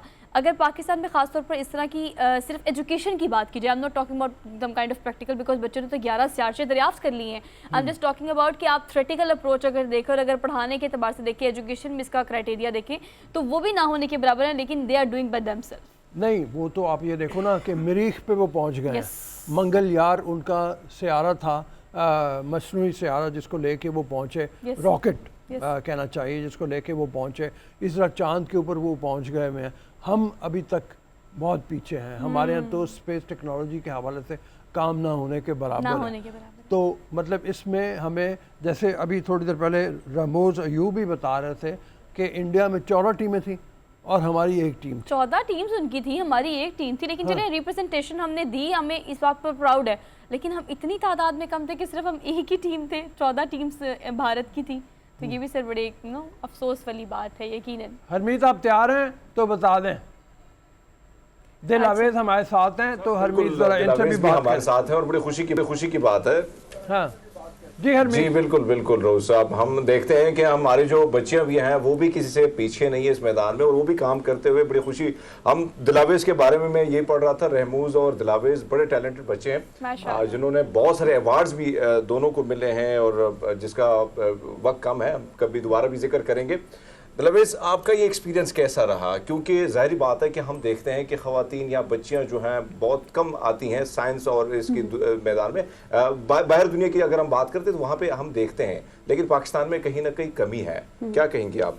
अच्छा, अगर मैं बात करूँ ओवरऑल साइंस की फील्ड में, तो अब तो उधर काफ़ी ज़्यादा लोग आ रहे हैं, बट अगर देखा जाए मेरी फील्ड को, अगर स्ट्रिक्टली आप लोग देखना चाहें स्पेस साइंस की फील्ड में, तो उसका पाकिस्तान में स्कोप नहीं है। Pakistan is considered as a developing country, तो वहाँ पे स्पेस साइंस की प्रोग्रेस करने के लिए बहुत कुछ करना चाहिए हम लोगों को। तो उस लिहाज से जो अभी लोग आ रहे हैं उनको बताना कि इतनी अपॉर्चुनिटीज़ हमारे कंट्रीज़ में अवेलेबल हैं। अभी ये सिटीजन साइंस एक प्रोजेक्ट है जिसमें हर कोई पार्टिसिपेट कर सकता है, बट अभी भी लोगों को इसके बारे में पता नहीं था। तो that is something what we wanted to do. तो इसीलिए लड़कियों को भी आगे आना चाहिए। And I have seen so many girls क्या क्या चीज़ें जो आपने कमी महसूस की यहाँ पे, जो आप जिक्र करें कि ये चीज़ों की कमी है और उस पर काम होना चाहिए। बाहर दुनिया की अगर बात करें, दीगर ममालिक की बात करें, तो वो बहुत चीज़ों में आगे हैं। किन किन चीज़ों का फुकदान है, कौन कौन सी चीज़ों पर हमें अब काम करना चाहिए? टेक्नोलॉजी वाइज स्पेस टेक्नोलॉजी की तो पाकिस्तान में बहुत ज़्यादा कमी है, सही है। एक फील्ड होती है remote sensing which is also included in space science basically, तो उसमें पाकिस्तान काफ़ी कुछ कर रहा है, but as far as observatories और टेलीस्कोप्स और ये चीज़ें वगैरह कंसर्न है, तो पाकिस्तान में इन चीज़ों की बहुत ज़्यादा कमी है मेरे ख्याल में। तो इन चीज़ों पे पाकिस्तान को काम करना चाहिए और एजुकेशन पे भी फोकस करना चाहिए जो इस तरह की फील्ड है, बिकॉज इनसे ना सिर्फ बच्चे सीख सकते हैं बट कंट्री के पास भी बहुत कुछ आ सकता है। Country can achieve so many things through these subjects वगैरह, बिकॉज टेक्नोलॉजी जब आपकी एडवांस करती है तो आपका कंट्री ऑटोमेटिकली एडवांस करता है। तो दीज आर पहले सबसे तो ये कि आपका नाम बहुत प्यारा है और नाम इतना खूबसूरत होने के साथ साथ मुझे नाम बहुत पसंद है, दिलावेज का नाम बहुत प्यारा है। लेकिन चलिए अप्रिसिएशन फ्रॉम आवर साइड, लेकिन जैसे कि हमें बताया पहले कि अगर 15 पार्टिसिपेंट्स थे या कंपनीज थी या 15 पेयर्स थे, तो उसमें सिर्फ एक रिप्रेजेंट कर रहा था पाकिस्तान को। You were guys representing Pakistan, that is really good. लेकिन अगर अब फ्यूचर की बात की जाए तो ये 11 सियारशें दरियाफ्त करने के बाद obviously you used that all equipment जो कि पाकिस्तान में नहीं है, वो इस तरह से नहीं। अब आपको क्या प्लान है फ्यूचर में मजीद, इसको किस तरह से आप आगे लेके जाना चाहते हैं? पाकिस्तान में कुछ ना होने के बावजूद भी आप लोगों ने इतना काम किया और पाकिस्तान को रिप्रेजेंट भी किया और रिसर्च भी की और दरियाफ्त भी किया, अब बाकी इसको किस तरह से लेकर चलना चाहती हैं आप? सही है, तो अभी तो हम लोगों ने ऑल पाकिस्तान एस्ट्रॉइड कैंपेन करवाई थी जिसमें हमने 40 स्टूडेंट्स को शॉर्ट लिस्ट किया था। बट अभी हम लोगों ने अपना स्टार्टअप स्टार्ट किया है स्पेस एक्सप्लोरेशन एंड पॉपुलराइजेशन के नाम से, जिसमें वी आर प्लानिंग कि हम लोग जितनी भी ऐसी अपॉर्चुनिटीज़ हैं जो फ्री ऑफ कॉस्ट हैं बट लोगों को अवेयरनेस चाहिए, वो हम लोग अपने थ्रू लोगों को प्रोवाइड कर सकें। And for that purpose I would also like to share के Rehmoz and the team also, I was also one of the members of the team, and we have launched Pakistan's first space magazine. Wow. You can see it over here, and इसकी free copies available हैं। ये e-magazine है basically, and if you want to read about space exploration, astronomy, astrophysics, remote sensing, you want to know कि अभी क्या हो रहा है, तो you can just contact us and we'll give you the copy. So there are so many things that we are doing at a personal level, but again we need support from people as well कि अभी एक इंसान कितना कुछ कर सकता है, but still we are doing a lot. तो मैं ये सवाल से दिलावेज रऊ साहब, आपका कोई सवाल है तो? जी मैं ये पूछना चाह रहा था कि ये जो दुनिया है सैयारों की और एस्ट्रॉइड्स की और इसी तरह से सियारचों की, ये इतनी ज़्यादा कशिश रखती है जिसकी कोई हद नहीं, सिर्फ लोगों को अट्रैक्ट करने की ज़रूरत है। तो उस बारे में बताइए, बच्चों को अट्रैक्ट करने के लिए और क्या की जाएगा? अच्छा, आजकल तो लोगों को मतलब छोटे छोटे बच्चों को पता होता है कि ब्लैक होल क्या होता है, एस्ट्रॉइड क्या होता है, ये हो रहा है वो हो रहा है। तो ये इतनी फैसिनेटिंग चीज़ है कि अगर आप मतलब मूवीज़ भी आप आजकल देखें, इंटरस्टेलर, मार्शियन और ये, तो ये बच्चों को ऑटोमेटिकली अट्रैक्ट कर देती हैं कि ये एक प्लैनेट है, हम इस प्लैनेट में रहते हैं, बाहर इतने और प्लैनेट्स हैं, हम और किस तरह से एक्सप्लोर कर सकते हैं। तो इवन कि मेरी यूनिवर्सिटी में एक टेलीस्कोप होती थी, ऑब्जर्वेटरी टाइप थी, तो उसको भी देख के ना बच्चे इतने अमेज हो जाते थे कि वो कहते थे कि यार बस हमें आप इन करवाएं, हमने सिर्फ स्टार्स और मून को ऑब्जर्व करना है एक टेलीस्कोप के थ्रू। तो इस तरह की चीज़ें बच्चों को बहुत अट्रैक्ट करती हैं जो उनको अट्रैक्ट बेसिकली कर सकती हैं। क्या बात आपने की, खासकर हम उसी चीज़ पे आते हैं रऊ साहब और सुहा। अगर हम देखें, एक तो दिलचस्पी की बात है, बहुत ज़्यादा लोग जो हैं हम देखते हैं, हमारे घरों में भी ये मामला है कि भाई आपने डॉक्टर बनना है, इंजीनियर बनना है, टीवी एंकर बनना है, कुछ इस किस्म की चीज़ें बहुत ज़्यादा होती हैं। साइंस की दुनिया में कहीं ना कहीं ये बात आती है कि भाई बड़ी बोरिंग सी है। इस हवाले से थोड़ा सा बताएं कि आप लोगों ने जो इस फील्ड को चुना है, कितनी, जिस रऊ साहब ने जिक्र किया, अट्रैक्शन कितनी है, कितना मज़ा आता है फील्ड में जाके उन सारी चीज़ों को ऑब्जर्व करना? अच्छा, मैंने तो अपने शौक़ से ये सब्जेक्ट चूज़ किया था। अगर मैं पर्सनल लेवल पे बात करूं, मेरी फैमिली में मेरे फादर ने मुझे बहुत ज़्यादा सपोर्ट किया था इस मामले में, मामा ने भी किया था, because rest of my family was like कि इसमें इतना स्कोप नहीं है, तुम्हें डॉक्टर की फील्ड में जाना चाहिए, इंजीनियरिंग की हुई है तुमने तो तुम्हें क्यों ना कोई इंजीनियरिंग की फील्ड परस्यू करो। आई वाज लाइक कि no, I want to be a space scientist and I should pursue it. तो इसमें अगर मैं कहना चाहूँ ना कि फैमिलीज़ इतना जल्दी बच्चों को सपोर्ट नहीं करती हैं, बट क्योंकि वो स्कोप की अगेन बात आ जाती है कि पाकिस्तान इस चीज़ में लैक कर रहा है, क्योंकि अगर आपके पास टेक्नोलॉजी नहीं है, अगर आपको चांसेस मिलते भी हैं तो वो अब्रॉड मिलते हैं, जिस तरह से एक ये नासा का एक प्रोजेक्ट था तो हम लोगों ने किया, तो उस लिहाज से अगेन थोड़ा सा इशू हो जाता है और डेवलपमेंट के लिए ज़रूरत है अगेन अगर मैं कहना चाहूँ तो यस दैट। दिलावेज एक और चीज़ मेरे ख्याल में अगर टाइम है तो मैं एक सवाल कर लेता हूँ। दिलावेज बहुत सारे साइंटिस्ट जो मैं खुद उनसे मिला हूँ इस्लामाबाद में, वो भी जब काम करते हैं उनकी ख्वाहिश होती है कि वो पाकिस्तान के लिए काम करते हैं, लेकिन नामुनासिब जो हालात होते हैं वो यहाँ से मूव कर जाते हैं। ये कितना खतरनाक है इस मुल्क के लिए, क्योंकि आप तो ऑलरेडी कह रही हैं कि अलार्मिंग सिचुएशन है कि साइंस की दुनिया में बहुत पीछे रह गए हैं। तो मतलब अभी अगर मेरे भी जितने भी फ्रेंड्स वगैरह हैं, जितने लोगों को मैं जानती हूँ, almost 95% of them are planning कि वो बाहर जाके साइंस की फील्ड जिस पे भी वो काम कर रहे हैं वो परस्यू करें। तो अभी अगर रेट की बात की जाए तो ये अलार्मिंग रेट है बेसिकली, कि अगर हर कोई यही चाह रहा है कि वो बाहर जाए बाहर, बट अगेन इसमें काफ़ी ज़्यादा चीज़ें आ जाती हैं कि आपको वो इन्वायरमेंट प्रोवाइड किया जा रहा है, नहीं किया जा रहा, आप कंफर्टेबल हो, सेफ स्पेस है आपके पास या नहीं है। तो these are so many factors जो बहुत क्रूशियल रोल प्ले करते हैं, जिनको चाहिए कि अगर आप अपनी यूथ को एम्पावर करना चाह रहे हो, अपने आप चाहते हो कि आपका बच्चा रिप्रेजेंट, जिस तरह हम आप इंडिविजुअल लेवल पर रिप्रेजेंटेशन कर रहे हैं, बट अगर आप चाहते हो कि आपका बच्चा आपके कंट्री को रिप्रेजेंट करे और आप एम्पावर्ड हो, तो आपको चाहिए कि आप ये चीज़ें यूथ को प्रोवाइड करो, बिकॉज ऐसे तो सब लोग ही बाहर जाने का ख्वाब देख रहे होते हैं, जबकि आप बाहर के कंट्रीज़ में जाएँ तो दे आर जस्ट लाइक कि यार इधर इतना काम हो रहा है, we should stay here, we should stay in our own country, और इस तरह से। तो दीज आर द थिंग्स। साहब ने प्रॉमिस करना है, आप दोनों नहीं जाना यहाँ से, आप यहाँ रहेंगे जी। बिल्कुल। अच्छा, ये बताएं थी लवेज कि क्या पैगाम देना चाहती हैं? वैसे तो आपने बातों बातों में बहुत पैगाम दिया उन तमाम लड़कियों को, उन तमाम लड़कों को जो कि इंटरेस्ट रखते हैं, लेकिन लैक ऑफ अपॉर्चुनिटीज़ और लैक ऑफ फैसिलिटेशन वो इस चीज़ पे क्विट कर जाते हैं, बाजू कहते हैं पीछे हो जाते हैं या उनको एक्सपोजर नहीं मिलता। तो आप क्या कहना चाहती हैं, क्या मैसेज देंगी सबको?